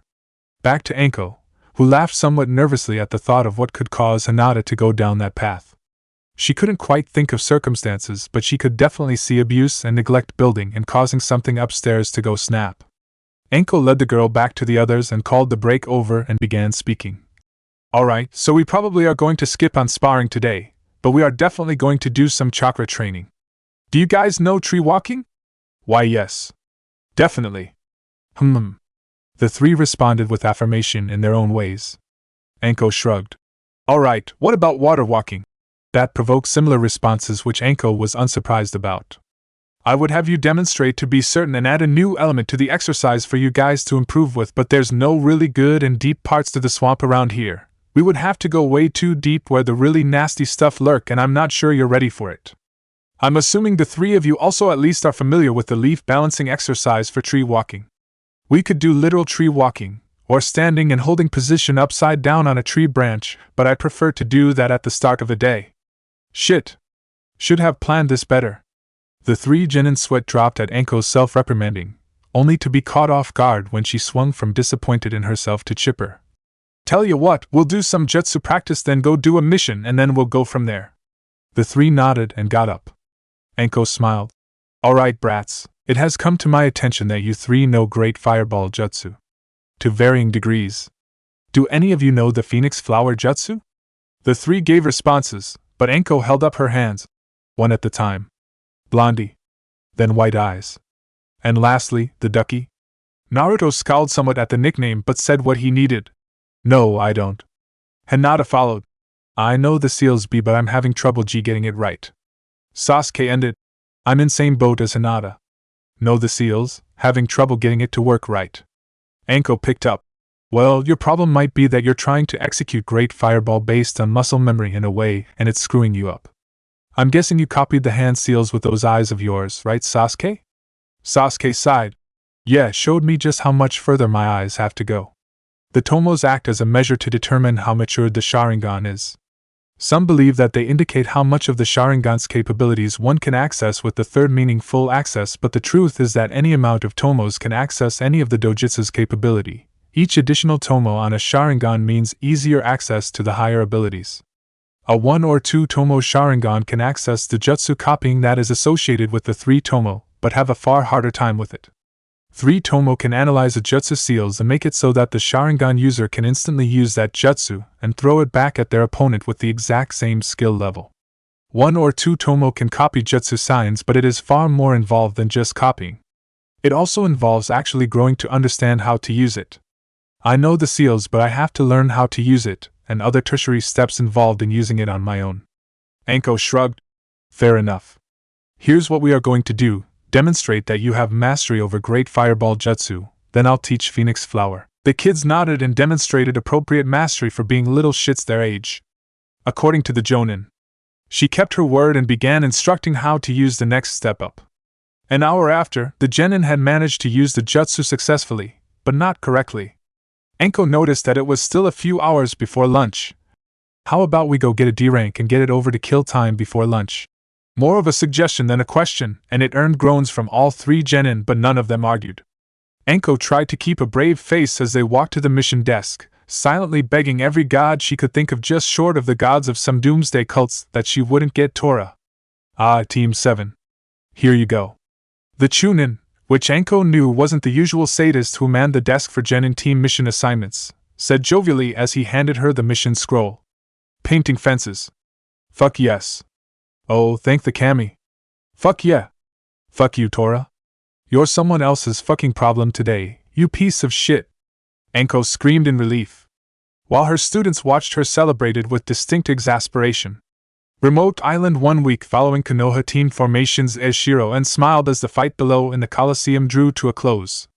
No interesting bloodline limits were entered this year, so Son didn't enter any of his bodyguards to participate, though gambling on the fights was a good way to bring in some cash.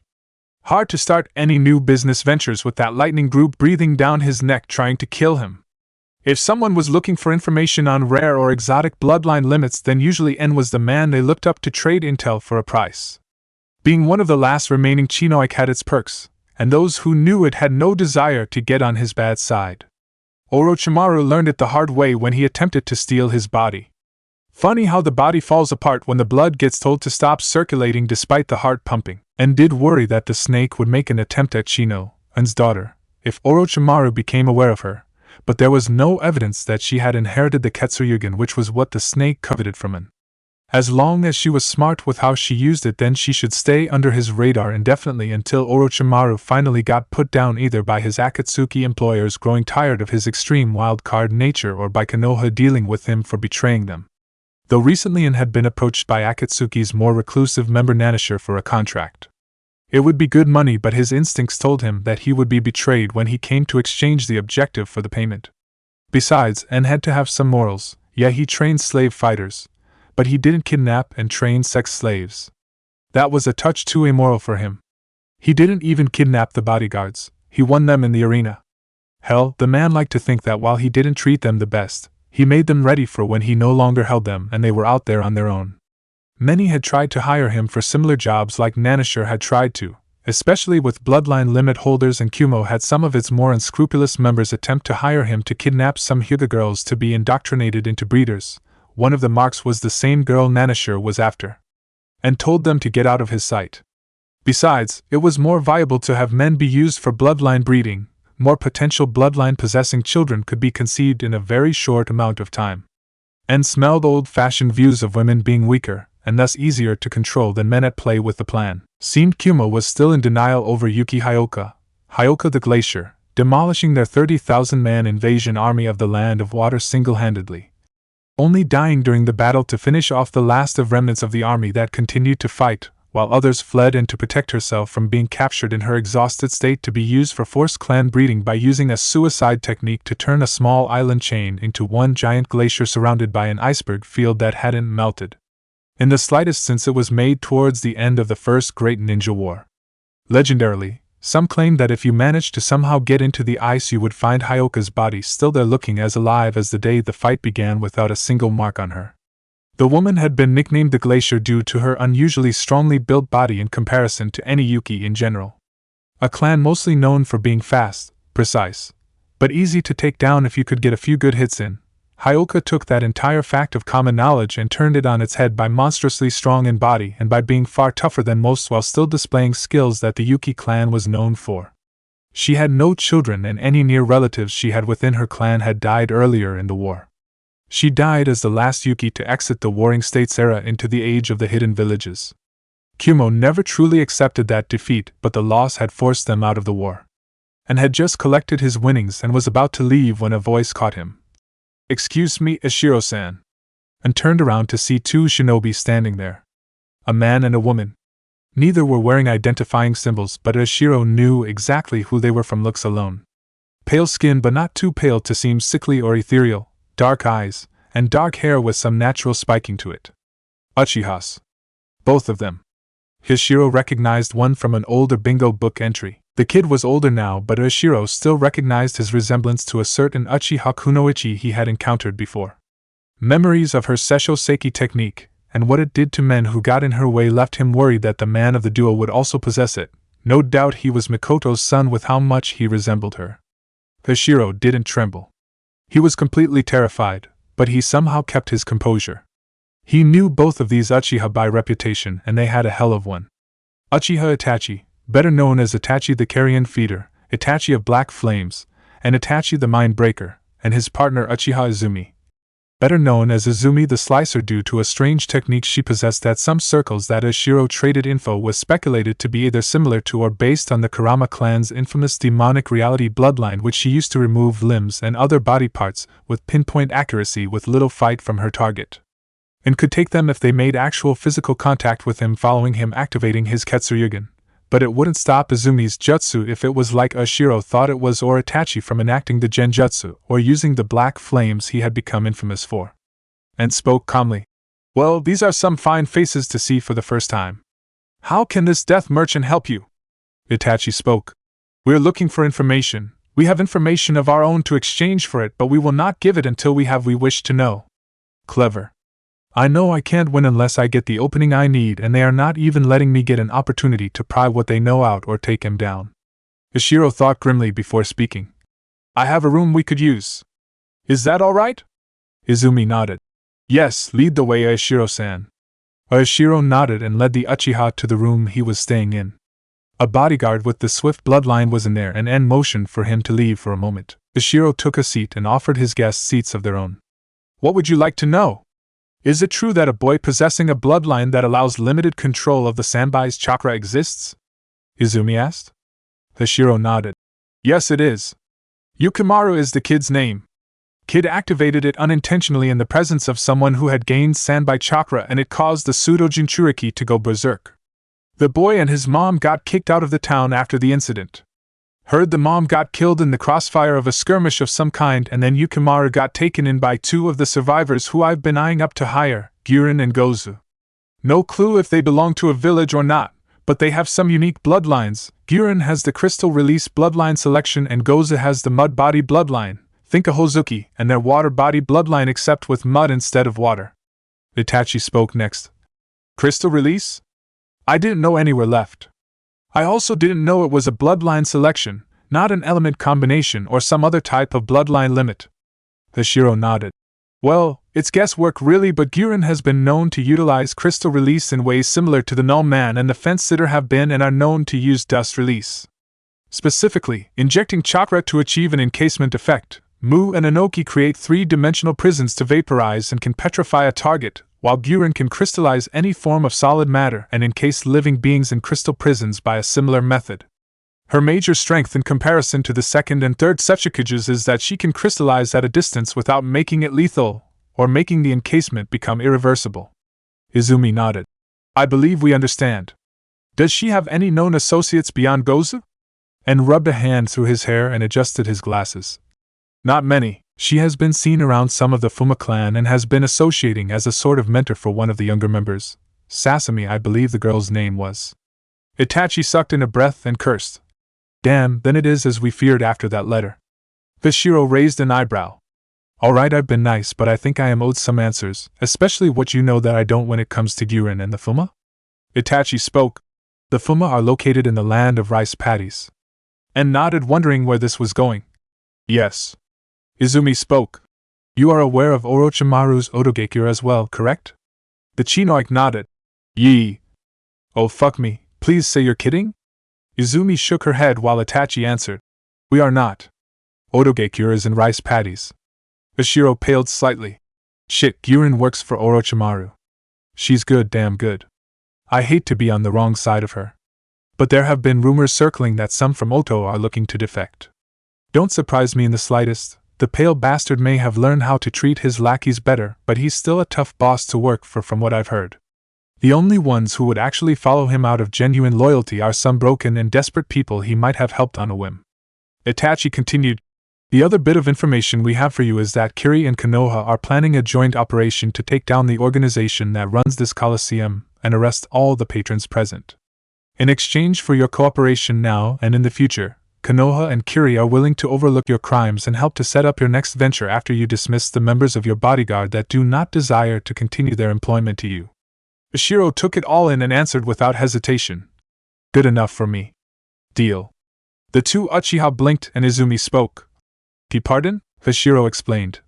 I get a good deal to leave behind a business that could get me 20 to life depending on who I have employed without any of my old baggage following me. I just need a contract to sign and then we can set up what my next venture will be once I've gotten everything sorted. Izumi kept an eyebrow raised but said nothing and pulled out a scroll.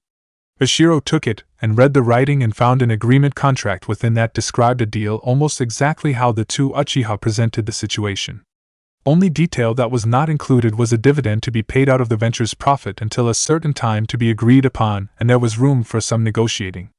Hashiro didn't have a problem with it, and he would probably end up giving Konoha and Kiri better deals than they were expecting to get.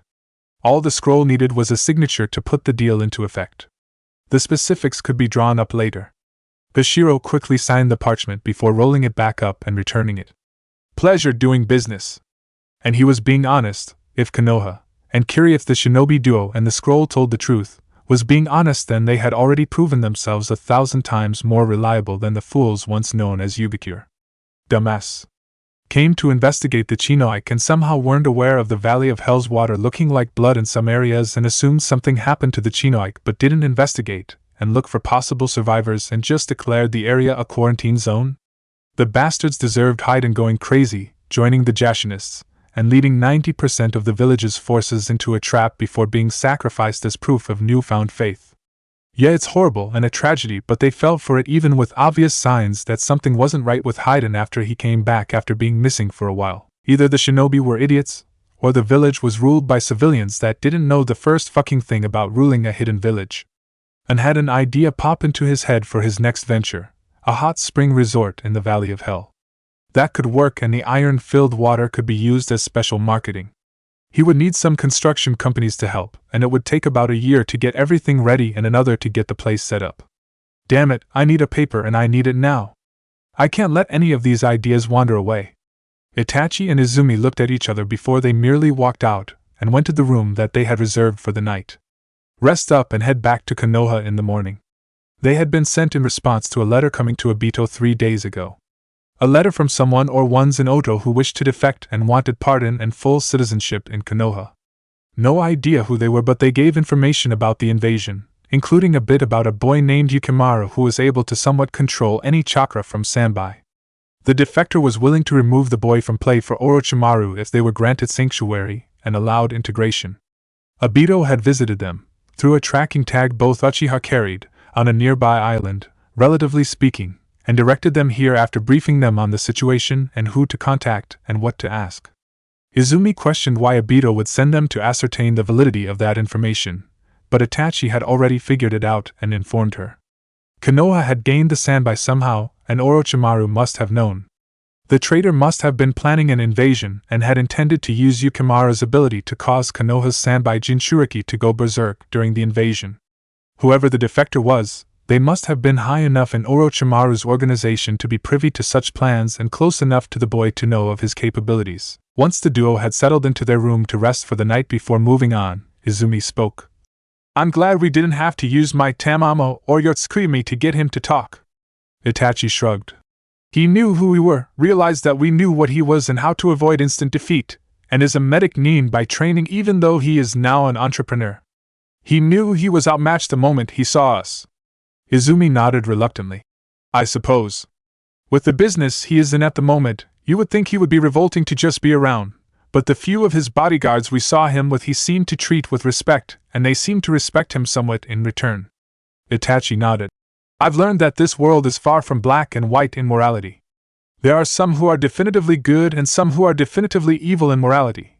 But there is much more that is gray or morally ambiguous, and even some who have a view of morality that is completely alien to how we view it. I believe that while Ensen has no illusions about what he does and the morality of his endeavor, he has come to view his time in a positive and mutually beneficial light, while also coming to view himself as a lighter shade of black, still considered evil but far less evil than quite a few others out there, and it is hard not to see why. Izumi nodded sadly. I suppose so. On the bright side, Itachi, we get to go home now. Itachi let out a breath that might have been a small laugh. That is a bright side. It almost feels like I haven't seen my brother since that invasion 5 years ago. Izumi's face scrunched up in confusion. You saw him before we left 2 weeks ago on our previous mission. Itachi had to work to keep his face at a light smile rather than actual laughing. I know, Izumi, but I like to joke about it. Izumi smiled and giggled slightly. Good to know that Shursei's fear for your humor is unfounded. Itachi hummed in response. Perhaps you're right. Konoha 2 weeks following team formations, Asuma was smiling and smoking as usual, but felt his fists tighten so hard by instinct he could feel his knuckles going white. He didn't want to give his team this mission, but his old man had decided that you had to have this mission at least once before being allowed to do C ranks. Asuma didn't like it and felt it was cruel and unusual. But if Team 10 wanted to move on to bigger and better things, then it was time to suck it up and get it done. The mission in question, the Fire Daimyo's wife's cat Tora. A little bastard so slippery and mean and smart that some thought it was descended from the Nibi.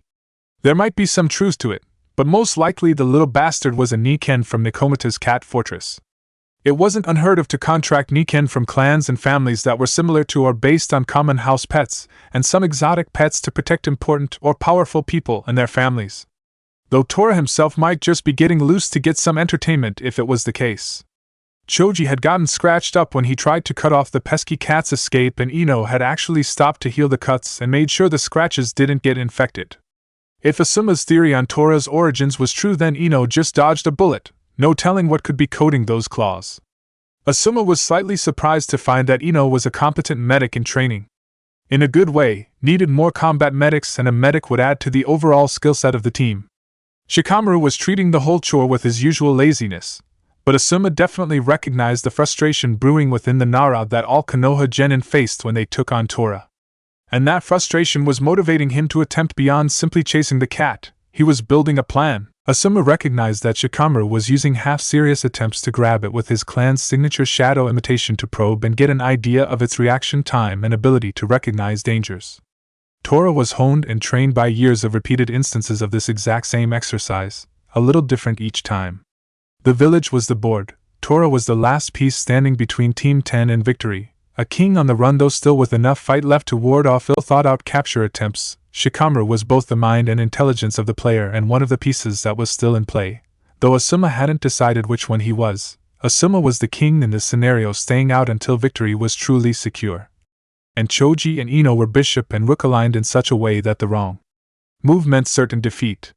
All Shikamaru needed was to realize the flaw in Tora's tactics, manipulate the movements he was using to avoid capture, gradually move Choji and Ino to intercept in a way that prevents simple escape, and put the cat in checkmate.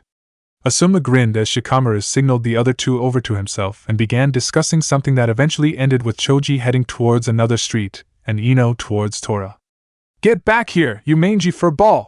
He could hear Ino scream as she began driving Tora towards Choji, who was standing in the shadow of a building. Where's Shikamaru? Asuma found himself quietly asking as Ino and Tora got close to the Akimichi. He was missing something, though he knew Choji's stance looked wrong angle-wise but was right for one of his clan's resizing techniques. Partial multi-size jutsu! Choji shouted as his hand and arm expanded dramatically. Asuma found himself wanting to sigh by habit, but wasn't, due to his mind still recognizing that something was off. Tora had faced enough Akimichi to know that the size increase would cause a decrease in speed of motion, though he had never faced an Akimichi who had truly mastered the technique to the point of erasing the decrease in speed. Choji's arm movement was now slow and cumbersome. He wasn't going to grab Tora. Asuma noticed the angle that Choji swung his arm at the cat, and almost did a spit take at realizing it looked like he was going to crush the cat. But then he realized what it was doing. Tora had just reached the shade Choji had created when Ino stopped running. Its instincts were screaming that something was wrong, but by then it was far too late. Shadow imitation jutsu! The cat was paralyzed and so was Choji, but the chase was over. Ino pulled out something from her bag and carefully moved to the shadow that Shikamaru was controlling and put it under Tora's nose and forced him to sniff. Asuma was walking over there by time Ino put her somatic away and Shikamaru released the jutsu, freeing both Choji and Tora, before walking out of his hiding spot, an alley that Choji had been standing in the shadow of. Well, that takes care of Tora for today, Asuma said as Ino picked up the cat and slipped a leash on him just in case he woke up and tried to run again. You're telling me I didn't believe all the rumors about this little guy, and now I know that they were almost underplaying him, Ino said with a smile that was half joking and half sincere. Man, after all that, I'm starving. Choji said to the surprise of none. Asuma chuckled. You're telling me, just watching you guys chase him for 3 hours made me hungry. Let's take him in and then we'll go eat. The team acknowledged as they began walking to the mission office. Asuma kept replaying the chase, trying to figure out what weakness did Shikamaru find in Tora's evasion. He deduced that it had to be sight or awareness related. Hey Shikamaru. How did you come up with that plan of yours? The Sarutobi asked. Shikamaru shrugged. Tora always kept his distance when I was around, never went under a shadow when I was standing near or in it, and never went under Choji's partial multi-sizes while I was nearby. Must have knew about how troublesome I could be for him if he did that, and couldn't get out of the shade in time. Except once while I was out of his sight while Ino was trying her luck while me and Choji rested. Figured that if Ino chased him into Choji while Choji was standing in the alley's outward shadow from the side where I wouldn't be visible, Tora would let his guard down and focus on running from Ino and avoiding Choji's hands and forget about me till it was too late. Asuma replayed parts of the chase and noticed that moment that formed the basis of Shikamaru's plan. A smile formed and Asuma spoke. Nice work. Keep it up and we'll have AC rank in a few weeks. He could hear Shikamaru double over at that. Troublesome Jonin. Asuma just laughed at the comment alongside his other 2 students. Konoha Knight of the Team Formation's Team 6 testing area. The 3 genin stood in one of the trees that covered the forest that was positioned away from any steam vents that Kagome had made and out of the reach of the gravitating field generated by her summon, and away from the patrol perimeter guarded by Kagome's unique boiling water clones. Kagome had managed to tailor this entire situation to counter their abilities. It was infuriating and frustrating to feel so useless. Shino had taken charge as leader of the team and had attempted to circumvent Kagome's preparations, but every attempt yielded another angle she covered. The steam geysers that formed a perimeter she had set up preventing Kikaichu or ink constructs from going too far to scout at risk of being drowned by the steam near the vents, heated until combusted, or dampened with ambient water until they lost form and dissipated. Sai now stepped in as the voice of reason. We're going in circles right now. We need to figure out how Sensei has set this up and figure out how to counter it. And we need a better idea of what advantages and disadvantages we have going for us. Shino nodded. I concur. We need an idea of what all she has as well as what type of summon she uses to control the battlefield the way she does. Would you mind informing us, Fu? Fu looked down and sighed. It felt like she was betraying her sensei? Sister? Friend? Probably all the above and so much more, but both of her teammates were right. This took precedence over loyalty to Kagome. She has the boil-release chakra bloodline limit. Her technique is based on anything she could gather from other users of boil-release, both Terumi and other bearers of the same bloodline and people who had figured out how to replicate boil-release to a degree without possessing the bloodline. Kagome's strongest elements are water, fire, and boil-releases. Kagome-sensei has either learned of or created a molding technique for water-release techniques to add boil-release to the jutsu's composition, keeping the water jutsu but adding a boiling bite to it as it were. I had us get off of the ground because most likely she has set up lots of her trap jutsu and seals.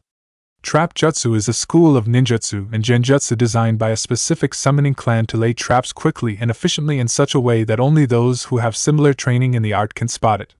The summon that Kagome is using is a member of that clan, the Antlion clan of the Desert of Pits, a highly territorial clan that attacks almost anyone who enter their territory besides inducted summoners and anyone traveling with them, and has a complex test for inducting summoners. The test bonds a larval antlion to you and for a time until it is considered fully mature by the clan. It is the only one that you can summon. The bonding involves allowing the larva to consume a tiny bit of both your chakra and blood that begins to mature and alter the antlion. That bond adapts the larva to your style or bloodline and allows it to withstand and, in some cases, learn to use a variant of your style as well. Changes over time can be adapted to as well with additional donations of chakra and blood. The one Kagome-sensei summoned is most likely her partner Fukori, Fu as in boiling. His exoskeleton and skin is adapted to withstand the temperatures and effects of Kagome-sensei's boil release. The jutsu being used to create the gravity field when we're on the ground is Sage Art, Mobile Pit Gravitation, which is a higher level technique in the Antlion clan but is technically weaker than other similar arts. Mobile Pit's main advantages are that it can be hard to notice the effect, doesn't require that the user be stationed at single point in the field, and doesn't outright terraform the area. The stronger techniques are Sage Art, Gravitating Pit Terraformation and Sage Art, Massive Terraformed Gravitation Pit. There is a gravity well effect with all three techniques, but only massive terraformed gravitation pit has it as a real danger even off the ground. Kagome also has access to the other standard elemental releases, but her mastery of those three are nowhere near her fire and water release mastery. Taijutsu is her weakest area, but even then, there is gap between us and her in skill and experience that we can't overcome through raw power alone. Fu finished her explanation, completely missing the fact that a nervous habit she had developed, her wings coming out and vibrating a bit, had started happening. Shino took all of that in and began processing. Sai spoke. I could try to create imitations that could fly and carry us. I haven't had a chance to really see if I could make them sturdy or strong enough.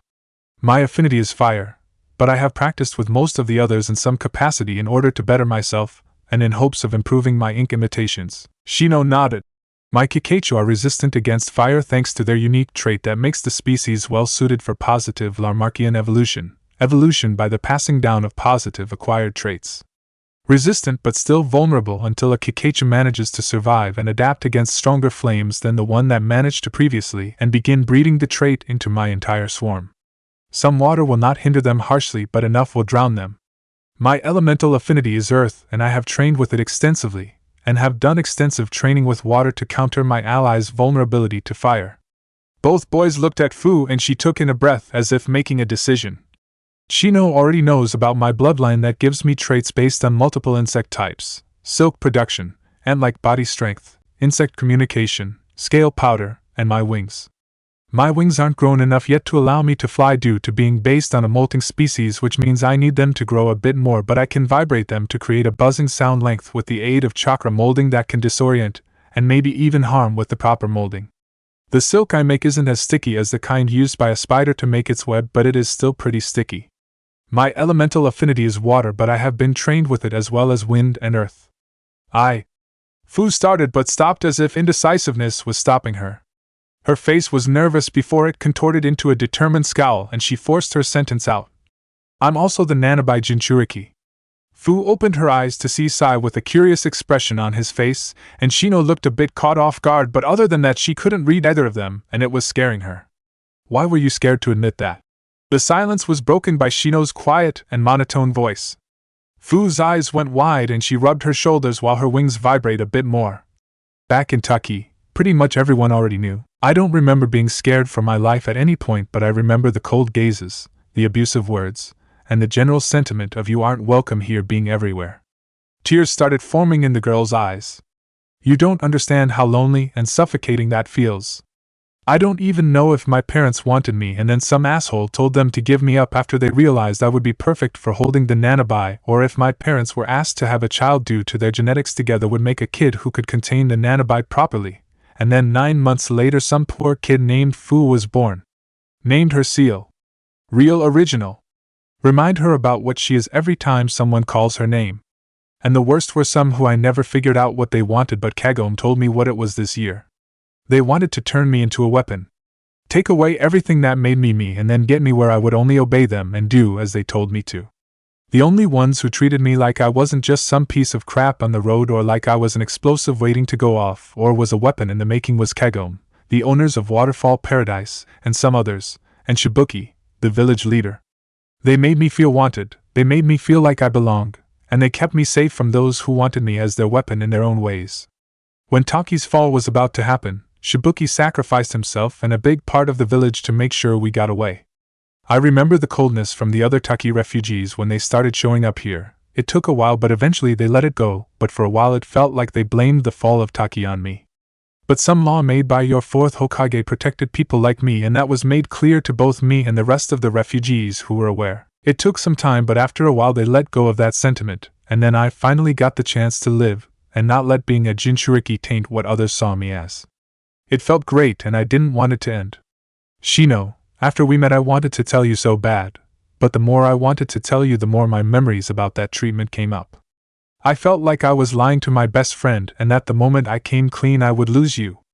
I didn't want to lose you, Fu said with a quieting voice as her amber eyes were shut and irritated from the tears now. That Rand had let open a floodgate that led to her crying outright.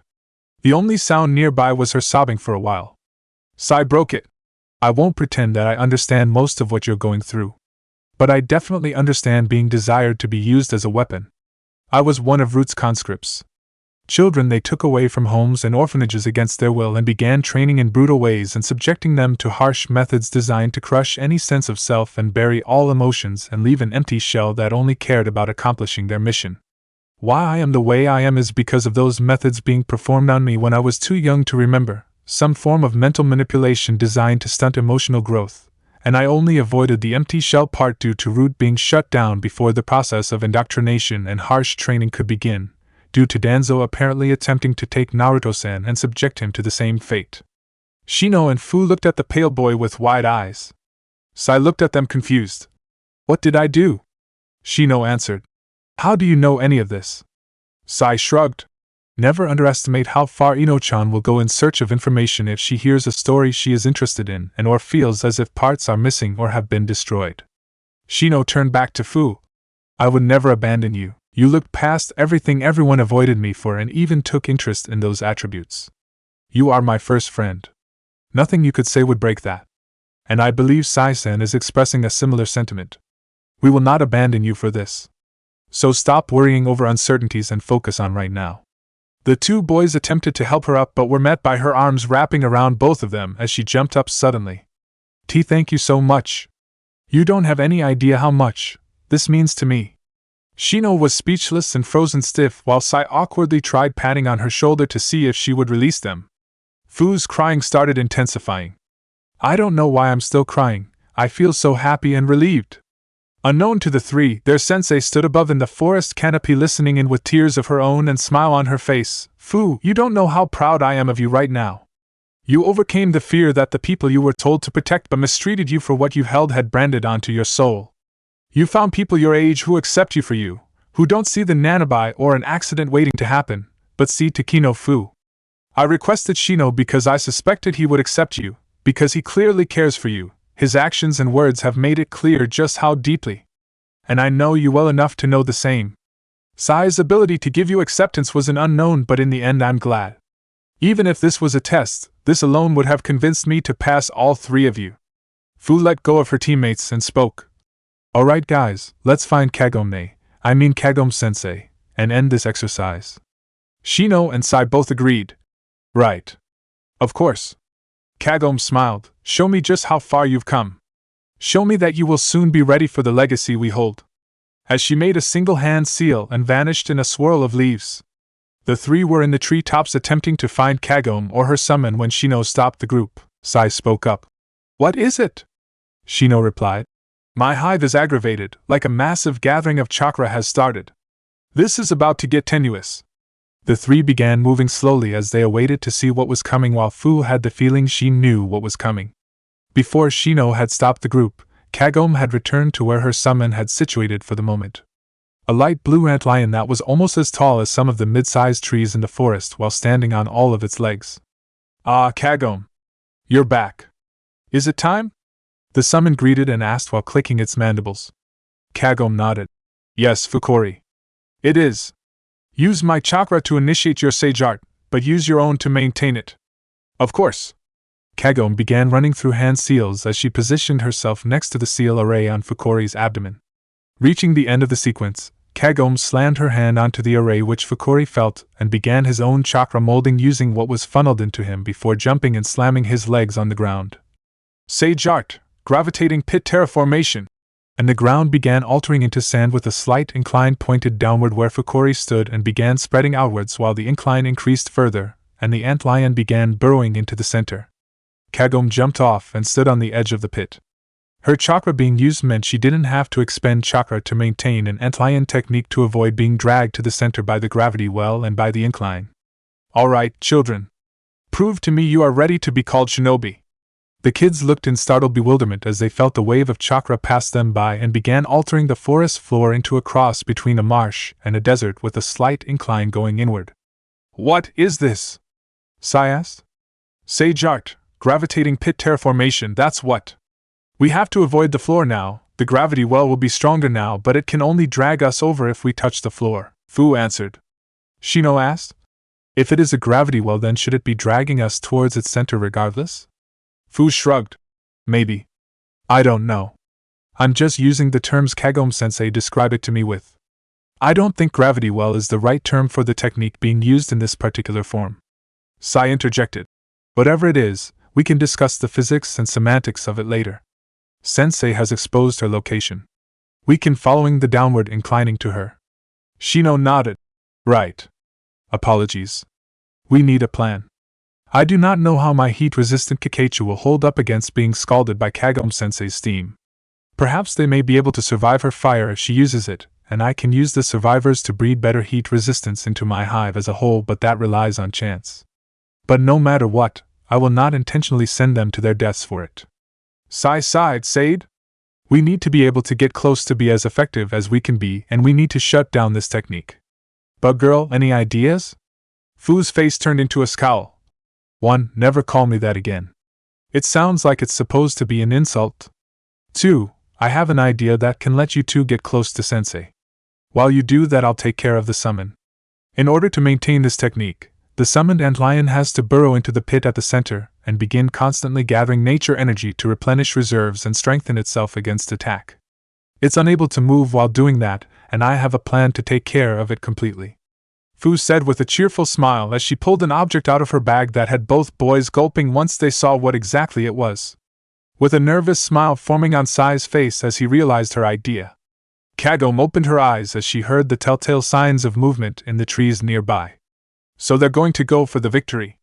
All right, show me what you're made of. Fu stood in the tree nearest to the center of the pit and began rapidly forming hand seals.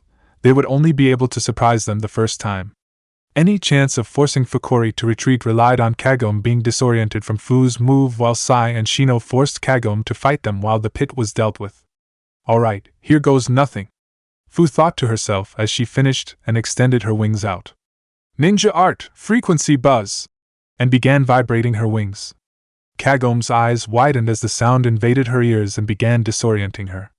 It was a screeching buzz that, while it hurt her ears and broke any ability to truly focus, wasn't actually causing damage. This is a distraction. I need to dash, Kagome thought before being interrupted by the first wave of attacks, a literal wave of Kakashi and a small cat-like ink construct that came rushing at her. The sensation reminded her of the encounter with those Oto-nin just over a year ago. A sound-based assault used to disorient and distort the senses. Kagome jumped back without even trying to form a jutsu, realizing that in her current state she may not be able to fully control the technique if she utilized one and may injure one of the kids. The incident and occurrence of the Oto encounter fresh in her mind. Enough clarity returned following the end of her tactical retreat that the Taki refugee realized that the sound was somewhat weaker at her new position and realized the spot where it had been loudest and rushed towards the tree. As she reached the tree, the sound began to get louder, and Kagome jumped to find Fu sitting in the tree with her wings outstretched and vibrating. The sound was almost unbearable, and Kagome could feel her stomach start to twist, as well as the awful sensation of the soft muscle in her throat preparing for mass ejection of the stomach's contents, more commonly known as the sensations that occurred right before vomiting, but some had a more clinical dissection of what was occurring within them. Need to stop that irk sound now, Kagome thought as she punched at Fu. Fu stopped the buzzing and moved, while Kagome could feel relief wash over her as her ears stopped ringing and her stomach settled. Fu pulled out a kunai and cut something before moving to another tree, while Shino's swarm and Sai's construct approached, while Kagome quickly formed a set of seals. Fire release, flame stream! And shot out a small stream of flames and killed some of the insects and scared off the rest while incinerating Sai's construct. Kagome found Fu's new position and rushed towards it. The sensei had come to believe that their strategy relied on Fu's buzzing to keep her disoriented and dazed. Smart. Keep a superior opponent on their toes by continuously disorienting them. That would work until the method was figured out and disabled, or the opponent adapted enough to work through the disorienting. Fu should know this, and surely Shino and Sai would too. I'm missing something here, Kagome thought to herself as she approached the upper branches where Fu had fled to, expecting to start hearing the buzz any second now, only to be met with Fu rushing her with her fists reared back ready to strike and her wings retracted back under her skin. Kagome blocked rather than tried to escape the attack and winced as Fu put a good bit of her strength behind the attack. Kagome bit back with a quick lightning technique designed to pull static charges to a desired part, specifically Kagome's fist in this case, and punched back aimed at Fu's shoulder. Lightning release, shock punch! Fu bit back a yelp, and Kagome knew the way she was rubbing the arm that the shock had numbed it.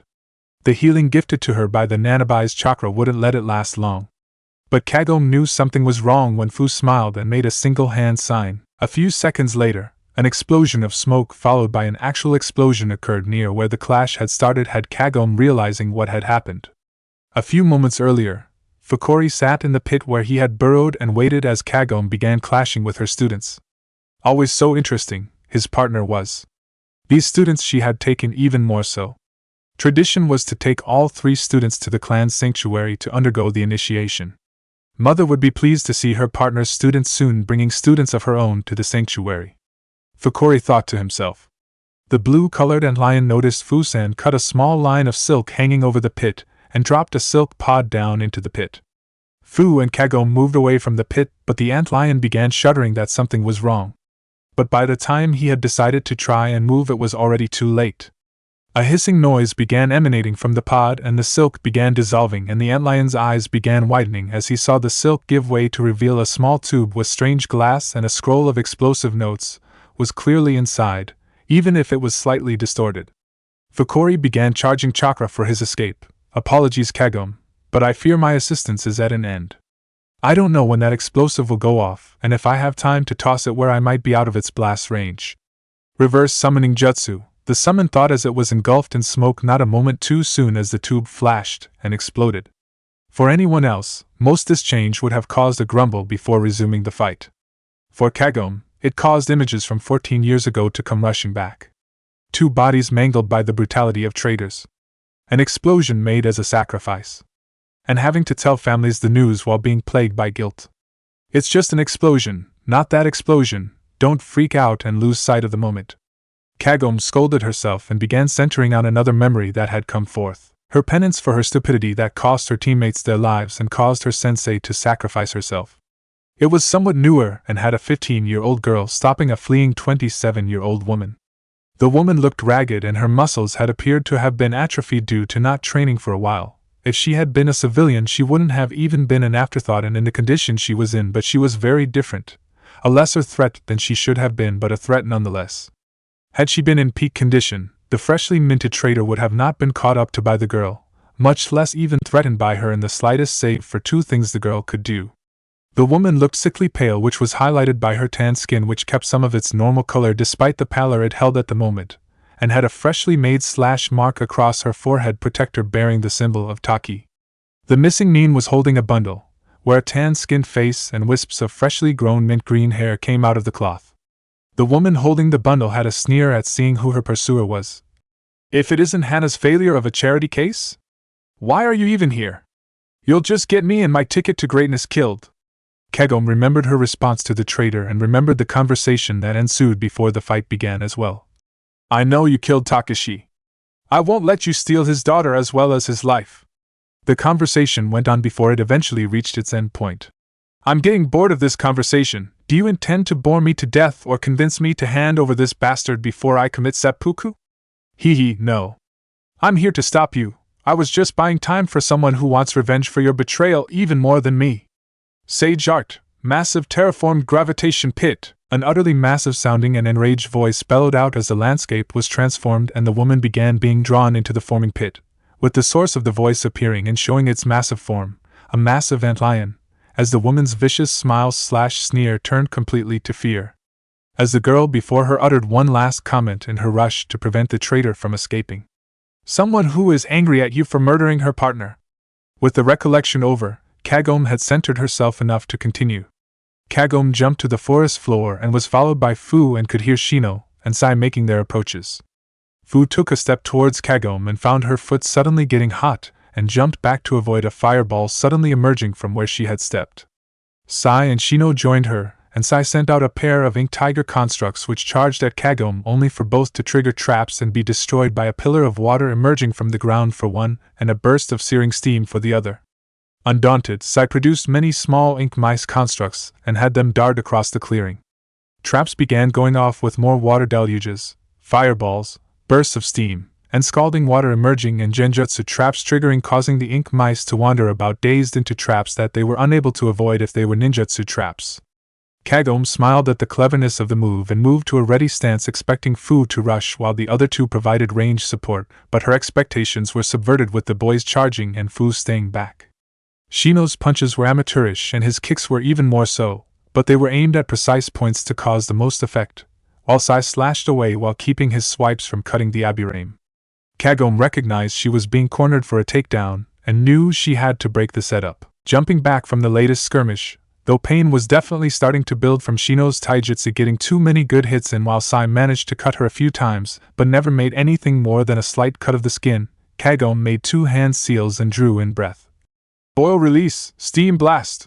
And blew out a blast of scalding steam at Sai, who jumped to the trees to avoid it, and retreated further as Kagome launched continuous blasts of steam to drive him further back.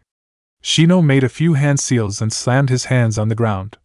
Earth release, rock armor jutsu! Pulling slabs of rock from the ground and shaping them around his body before rushing at Kagome.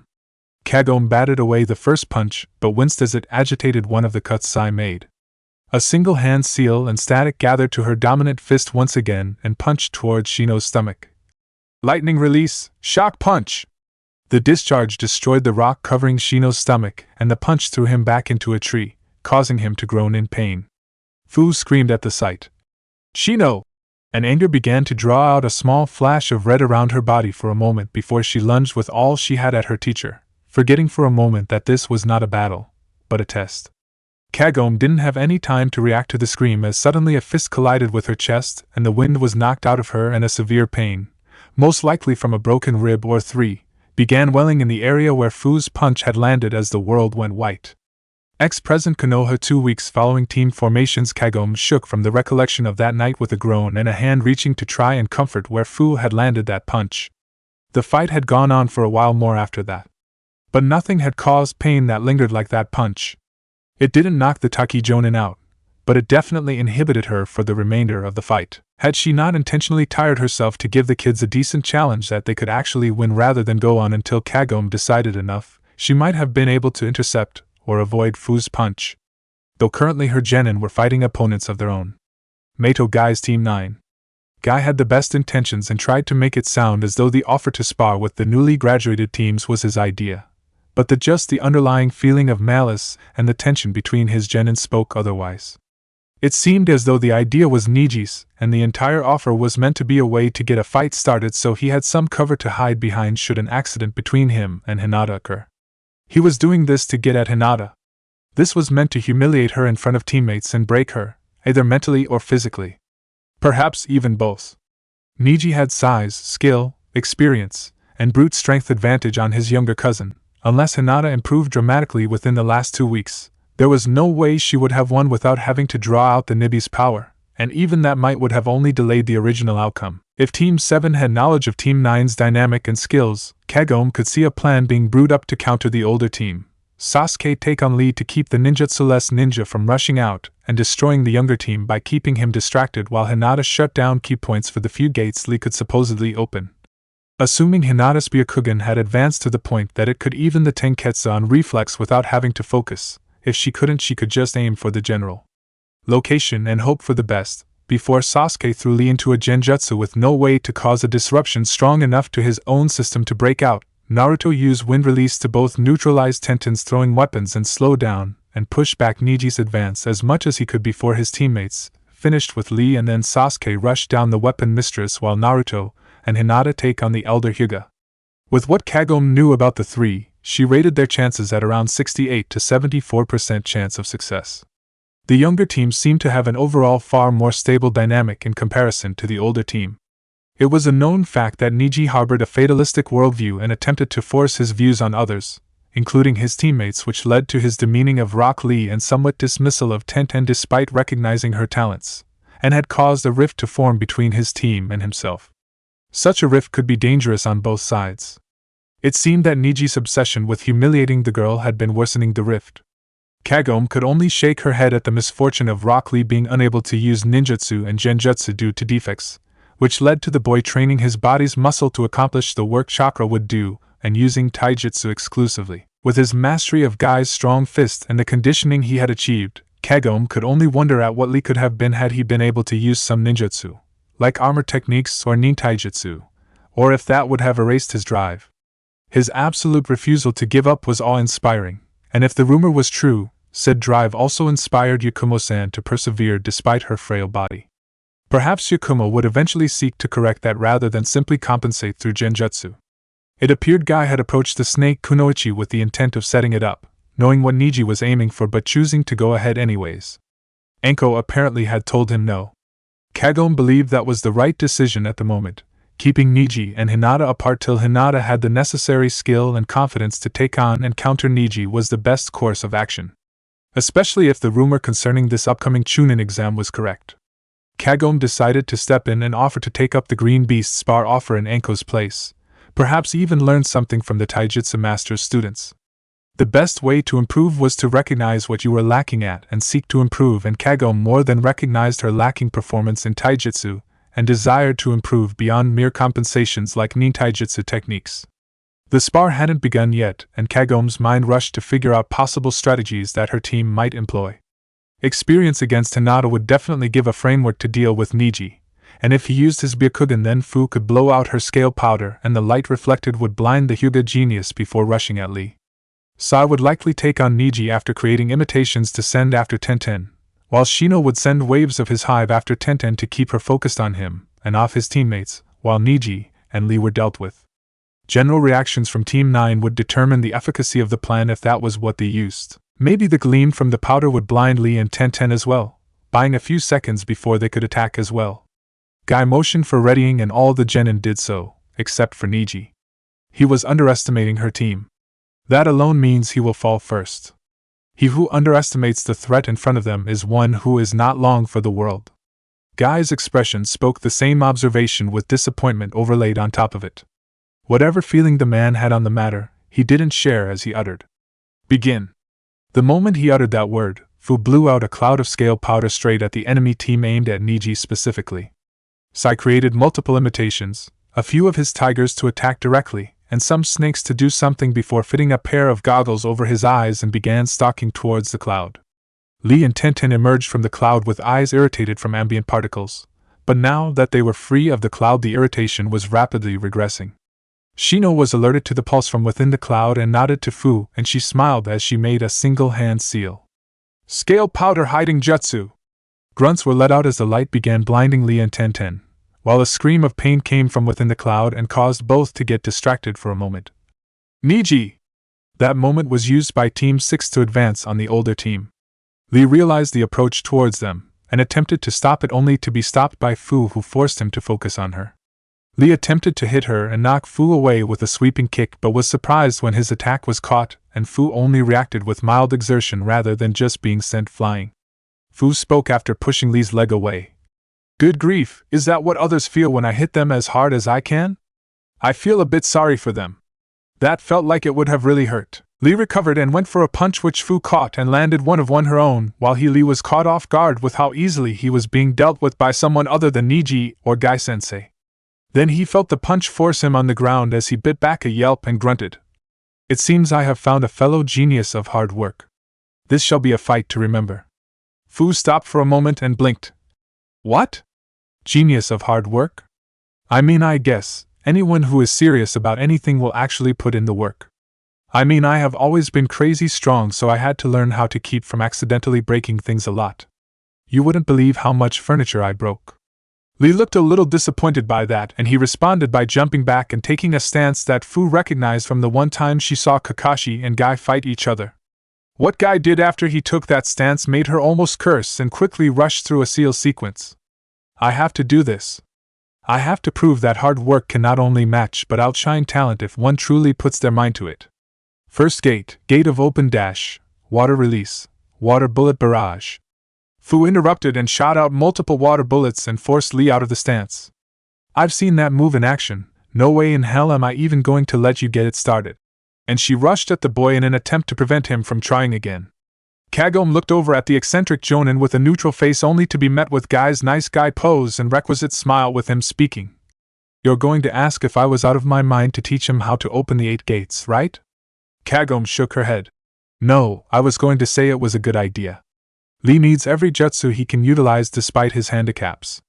Though bad luck is still in play, he has yet to master the opening of the gates to the point of not requiring the stance for the first gate. I knew he was already able to open the gates, but I did not know he used your technique to do so. Guy's response sounded a bit surprised. I was not aware you knew about that fact. Taki had an old and retired ninja who had mastered an 8-gate opening technique. It was quite a bit more strenuous than your technique from what I have seen. He had to retire after he was forced to open the 6th gate, and the resulting strain caused some permanent health issues from the gate opening alone. No one, not even the old man himself, was willing to say what exactly happened, but everything sounds like the strain triggered a massive heart attack that caused permanent damage. Scared him bad enough to refuse to teach his technique to anyone and asked to have it removed from the standard jutsu scroll and placed in the scroll of the Forbidden Falls. Kagome explained as she refocused on the fight. Guy spoke solemnly and without much of his usual enthusiasm. I would like to meet this man.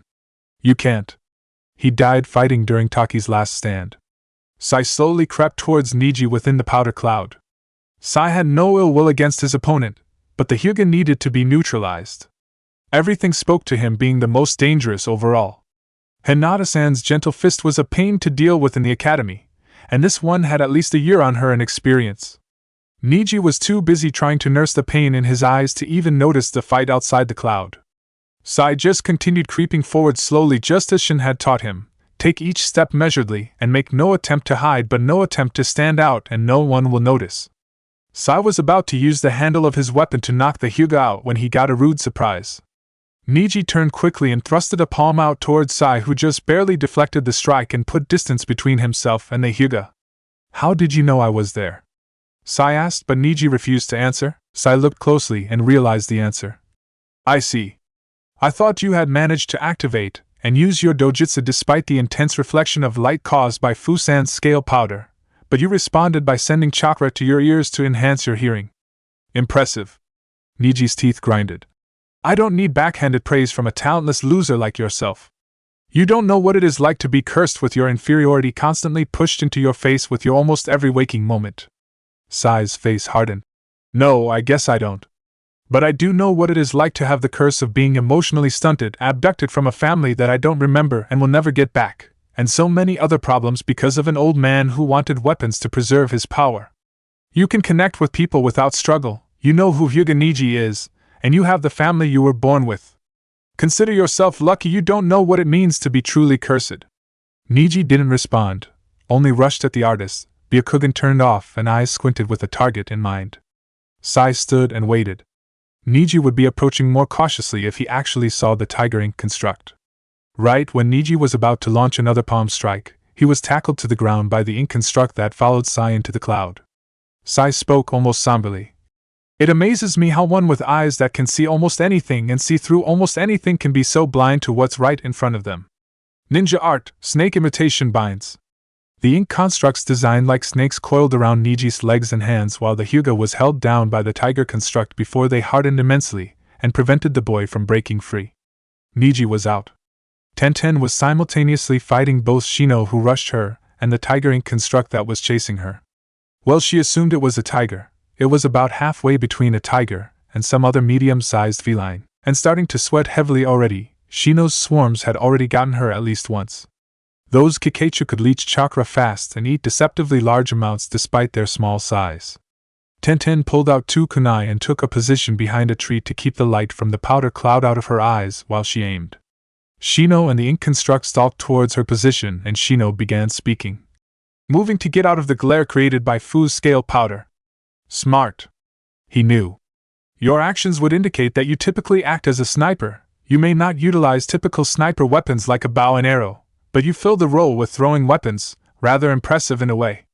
Though the visible toning of the muscle on your arms would indicate that you are not only training to use throwing weapons but swords and perhaps a myriad of other close to mid-range weapons. What the hell is this kid? He was able to guess that much. Tenten thought as she began readying. However, such expert positioning and aim means nothing when your enemy is capable of finding and attacking you without ever having to truly see you or being in your sight. Tenten's heart stopped as she jumped away from the tree where she had her back, seeing it crawling with Kikachu that had been trying to quietly crawl onto her but now that they were found out, began loudly buzzing and flying at her. The weapon mistress pulled out an explosive tag-prepped kunai and tossed into the swarm before detonating it, scattering the survivors. Shino spoke again, though Tenten couldn't figure out where he was. That was rude.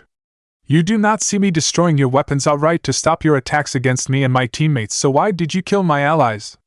Tenten gulped at the anger and killing intent that was emitted with that outburst, and Tenten found herself genuinely unnerved by how much it sounded like he meant that. Lee tried to open the first gate, but Fu refused to give him the opportunity or chance to concentrate to force the gate open.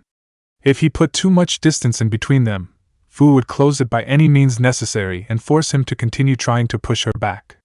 If there was too much distance to cross in time, silk threads were used to pull Lee towards her before she made a move forward. Though no matter what the Jinchuriki tried, Lee was able to counter every taijutsu she threw at him, even if he was blinded by the glare from the now dissipating scale powder cloud. Though one of Shino's swarms was now sapping his reserves when they could. Lee tried to put more distance between Fu and himself, but Fu had decided to use some cunning rather than mere brute force. Lee hadn't realized he was being corralled towards a specific spot, and realized something was wrong too late. An explosion under his feet, and a shockwave pushing him off the ground and into the air with nothing to push off of left him nearly helpless. Fu began spitting silk webs at the airborne Lee the moment her setup went into effect, trying to remove any possibility of Lee being able to correct himself and get out of her attack. Once she was certain Lee was not going to be able to get free before she landed her attack, Fu began channeling wind chakra around her before jumping into the air past Lee. Kagome sighed at Fu wanting to be so dramatic. She was going to give Lee the opportunity to escape. And happen it did. Gate of opening, open!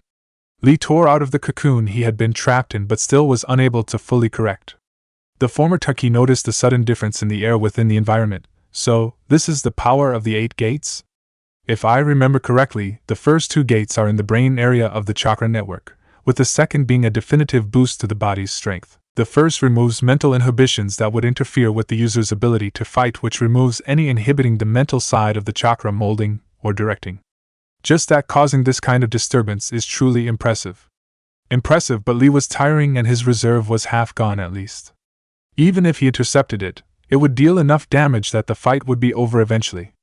Takigake your whirlwind! Fu screamed as she began descending towards while spinning and starting to resemble a small whirlwind. He failed to intercept the punch. Lee was sent to the ground but was still conscious and tried to get back up, but Guy motioned for him to stand down. Lee was done. Fu sat down trying to catch her breath. She probably pushed herself almost too hard trying to keep Lee from opening the first gate. One exhibition that Guy had done gave Fu an idea of what Lee could do under the effect of the first gate. Her muscles at the least probably felt like they were on fucking fire. Tenten was the only one left, and the way her eyes looked suggested that a good hit would be all it would take to bring her down. Shino spoke, a bit loudly, some praise. Impressive awareness, you figured out my tactics and then destroyed Sai's imitation before focusing on warding off the swarms and myself. Tenten didn't respond, desperate to conserve energy. Shino continued. Though it will most likely be for naught. That got Tenten to respond. What makes you say that? She said between pants. Shino audibly smirked.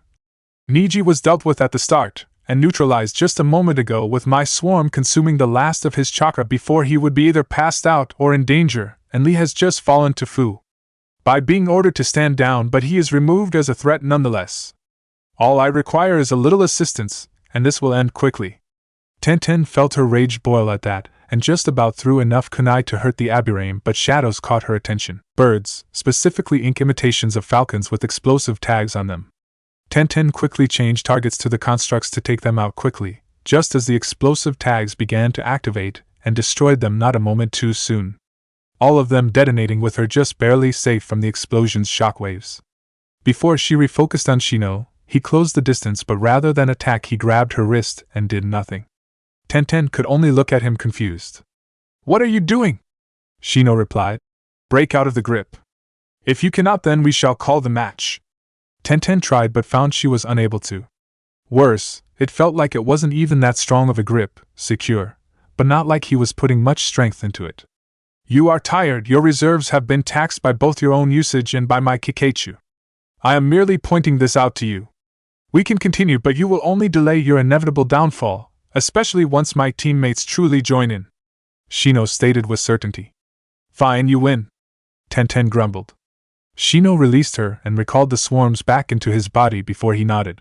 I am glad you were able to see the point in ending it there rather than dragging it out. Fu blew out a wind at the rapidly dispersing scale powder cloud and sped up the inevitable, revealing Niji on the ground with ink snakes around his wrists, ankles, and mouth.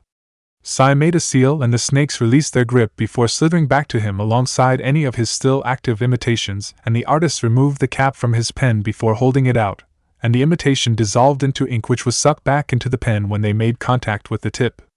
Niji glared at the rookie team hatefully, bitter over the ease that they neutralized him with. Rock Lee bowed his head in shame with tears rolling down his cheeks. I'm sorry, Guy-sensei. I failed you. I will make it up to you. 100 laps around the village on my hands with double weights. Guy shook his head. Lee, you idiot. You haven't failed me. This was never about winning but learning and helping those under you learn. For not understanding that, I want you to do 150 laps around the forest of death with double and a half weights while on your hands with them around your neck. Lee looked up awed before his tears stopped and his smile returned. Yes, sensei. My flames of youth will sear all that stand in my way. Lee. Guy-sensei. Lee. Before the shouting could continue, a blast of steam fired between the two before they could rush at one another, and everyone saw Kagome with a deeply scared look on her face. Damn it, Guy. You should remember the one thing I asked for before agreeing to this. Guy smiled. Sorry about that. Got caught up in the moment. Team, what did we learn? Fu-san is every bit as strong as I am despite having done none of the hard work I have had to do, Lee said with some bitterness. Aburames always have a plan and a reason, Tenten said with a near-joking tone. Team 6 has to have cheated. The last one drew all eyes towards Niji. Niji shrugged. It is true. Fate is a strict and unforgiving thing. It would never allow a couple of civilians-born ninja to rise and defeat a better experienced team as easily as you did, even if we have 2 dead weights on it, or rather 1 dead weight, and 1 half-useful dead weight. The Aburame is the only one fate would smile upon. The statement earned a heated glare from Tenten and a genuinely hurt look from both Lee and Guy. Sai spoke. I don't know if my family was a ninja family or not. I do know that I was abducted following the QB attack for conscription into Root. Guy flinched, while Lee and Tenten both looked somewhat shocked by that statement, but Niji was unmoved. Fu picked up. I have been training as long as I can remember, plus my scaled powder used that way was something I came up for fighting Hinata but never got the chance to. You underestimated us, Shino finished. Hinata-san, even if you deride her as a failure by your standards, provides a good framework for dealing with a Hyuga. Most Hyugas stick to a style heavily reliant on the Byakugan and the gentle fist. Room for error due to difference in skill between her and you was planned for. Any chance that your team could have capitalized was compromised the moment you decided to not take us seriously and not work with your teammates, which allowed us to dictate the flow of battle to you. Kagome merely nodded. They are correct. What did you 3 learn? Never doubt the value of real hard work. Fu said, which earned a smile and tears from Lee. Shino tried to start but was cut off by Sai. Team 9 is 3/4 full of strange and weird personalities. The sensei has no concept of volume control and has the most revolting spandex I have ever seen, with eyebrows so thick I thought they were fat hairy caterpillars. Rock Lee is attempting to be the miniature Mato guy. Bunhead is a crack shot aim but is tearing her hair out trying to balance between Rock Lee and Guy-san and Niji. The wide-eyed Dickless is a hypocritical asshole to everyone, and if he believes that fate has decreed that they are his superior in every way, then he would be a doormat for them while trying to undermine them at the same time because he's fate's bitch. Sai noticed how quiet it got and looked around to see his teammates staring at him wide-eyed, and from Rock Lee, Tenten, and Guy, while Niji angrily glaring at him. Sai rose an eyebrow. What? I can't help that, it's true. 1 month since the academy graduation, Anko growled as she sat down her drink. Damn, I'm getting tired of these D-ranks. I'm tired of walking dogs, painting fences, babysitting, doing yard work, and chasing that goddamn cat. I hope the Hokage is going to be giving us a fucking C-rank soon. You know, growling, or rather hissing, about it to me isn't going to change things by much. Kakashi spoke dryly as he pulled his mask back up before pulling up another mask. I know, I'm venting. Anko snapped before calming down. Why do you wear 2 masks?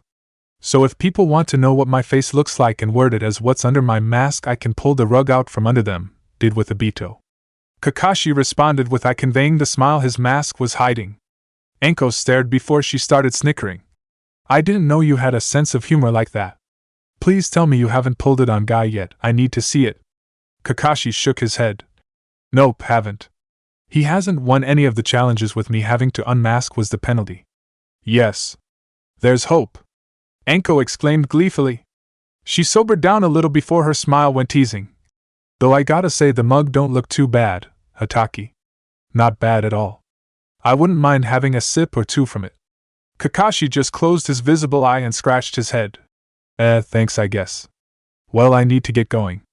Anko rolled her eyes. Yeah? See ya. Kakashi waved and went and paid the bill while Anko exited the restaurant and headed towards the Hokage Tower. As she drew close, her genin joined up with Anko and she smiled. She was proud of how far they had come and how they endured the boredom of D ranks. Especially with Anko's whining on top of it. Each had come far but still had a ways to go. Naruto had learned to watch what he said and to be a little more patient. Hinata had gained a bit more confidence in herself, and ditched the bulky coat in favor of a somewhat lighter jacket, a win in Anko's book, and Sasuke had learned to keep a lid on his temper when someone deliberately started prodding it. As they walked, the group went by Asuma and his team heading away from the tower. Anko greeted. Hey Smokey. How's it going and where you headin'? Asuma chuckled while his genin actually laughed somewhat at Anko's greeting. We were assigned another D rank. More chores for the village, this time we got saddled with fence painting.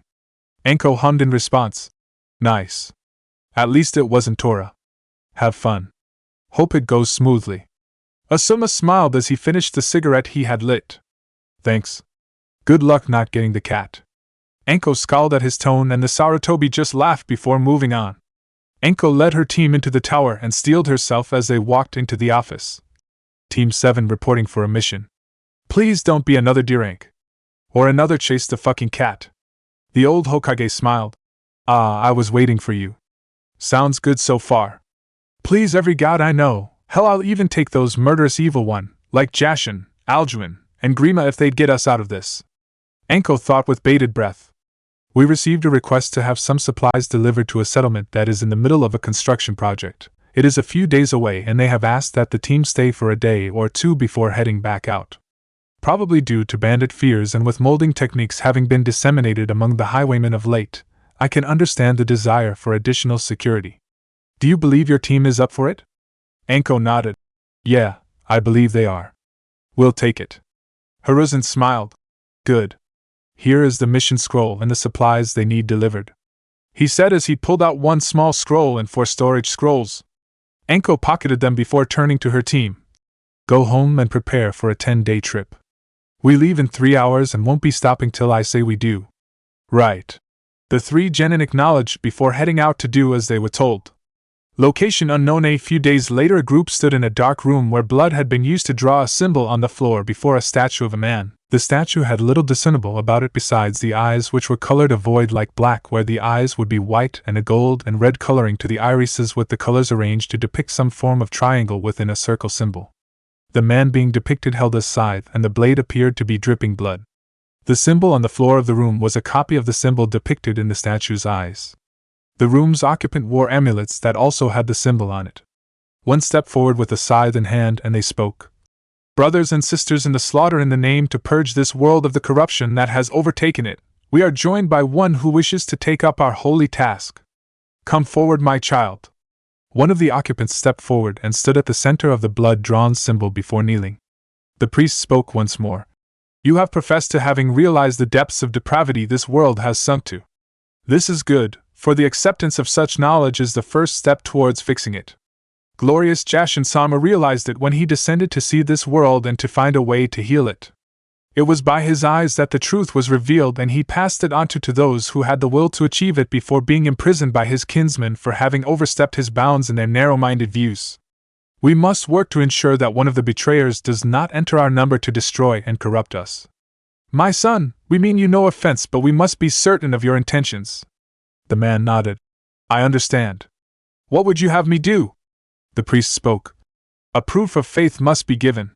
We are not as militant in our acceptance as other temples and sects, but we must demand proof of your faith. Others would demand a sacrifice of a group of shinobi, but we demand a village nearby be offered up and the corpses shall serve as proof of your conviction. The man looked up to reveal one eye gone and began smiling. It shall be done, hailed Jashin-sama. The priest calmly echoed, hailed Jashin-sama. While the other cultist bellowed, hailed Jashin-sama. As the cultist disseminated, the priest motioned towards the initiate. Follow me, my son. There is something I wish for you to see. The initiate followed the priest to the rooftop of the temple. The temple was surrounded by rock formations created during the wars and was even carved out into one such formation. The priest handed the initiate a spyglass and motioned him to look at particular spot. The initiate did as he was instructed and was somewhat shocked by what he saw. Bodies butchered in a way that even if it was a non-believer who did this, surely Jashin-sama would be able to look down in approval and respect, and their blood soaking the ground so thoroughly that the top layer is rusty red from the dried blood. But that isn't what truly shocks you. No, it's the monument at the center of it all. The priest commented. The convert nodded. I have never seen anything like this. I have seen bodies gored before, but never anything like this. Nothing new, just a little shocked. But that thing, it looks like someone was torn apart, and something forced him back together, and to remain alive. How long ago did this happen? The priest nodded. 5 months. The convert felt his jaw drop in horror. The priest continued. Jashin-sama blesses the truly faithful with many of the gifts he held during his time among us. Some are immortal to all injury and can live as body parts that attempt to heal back together, and there are many more such gifts. Not everyone receives one, but those who do acquire a greater understanding of our cursed sacrifice than anyone else. I myself hold the ability to foresee great slaughters that Jashin-sama holds in high esteem, and sense where they are happening if they are nearby. I saw the massacre that created that hallowed ground, the initiate stammered. That's insane, there's a village nearby, why haven't the people cleaned it up? The priest shrugged. Who's to say? Perhaps they see it as both hallowed and cursed ground. I could understand why. Many see acts of slaughter as something to be hated, but the moment they are forced to commit it, they either try to justify it or hate themselves for it. The massacre happened because avarice, overflowing greed that saw to a man attempting to take control of a nation. This man was the lowest of the low. Even the most cursed of the living and the dead would still be a great deal higher than this cretinous merchant.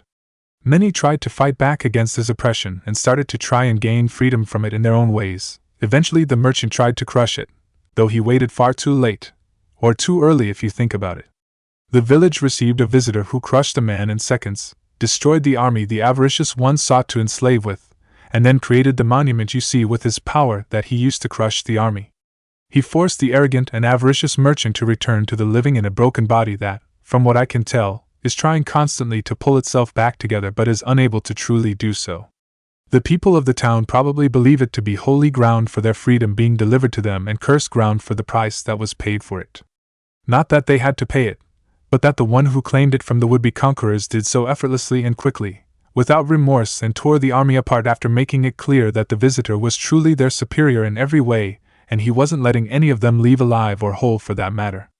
The priest answered before smiling and injecting a bit of levity. Or the more cynical and perhaps more accurate explanation, it wasn't their problem and nature will take care of the garbage. The initiate started chuckling. That sounds about right. The village is to be the sacrifice, correct? The priest nodded. The initiate went from chuckle lightly to quietly laughing maliciously. I can handle that. About time I had a good slaughter. Haven't made a good, proper one in years. I'll be back soon. And with that the initiate jumped into the forest below, unaware of what he was heading on a collision course with.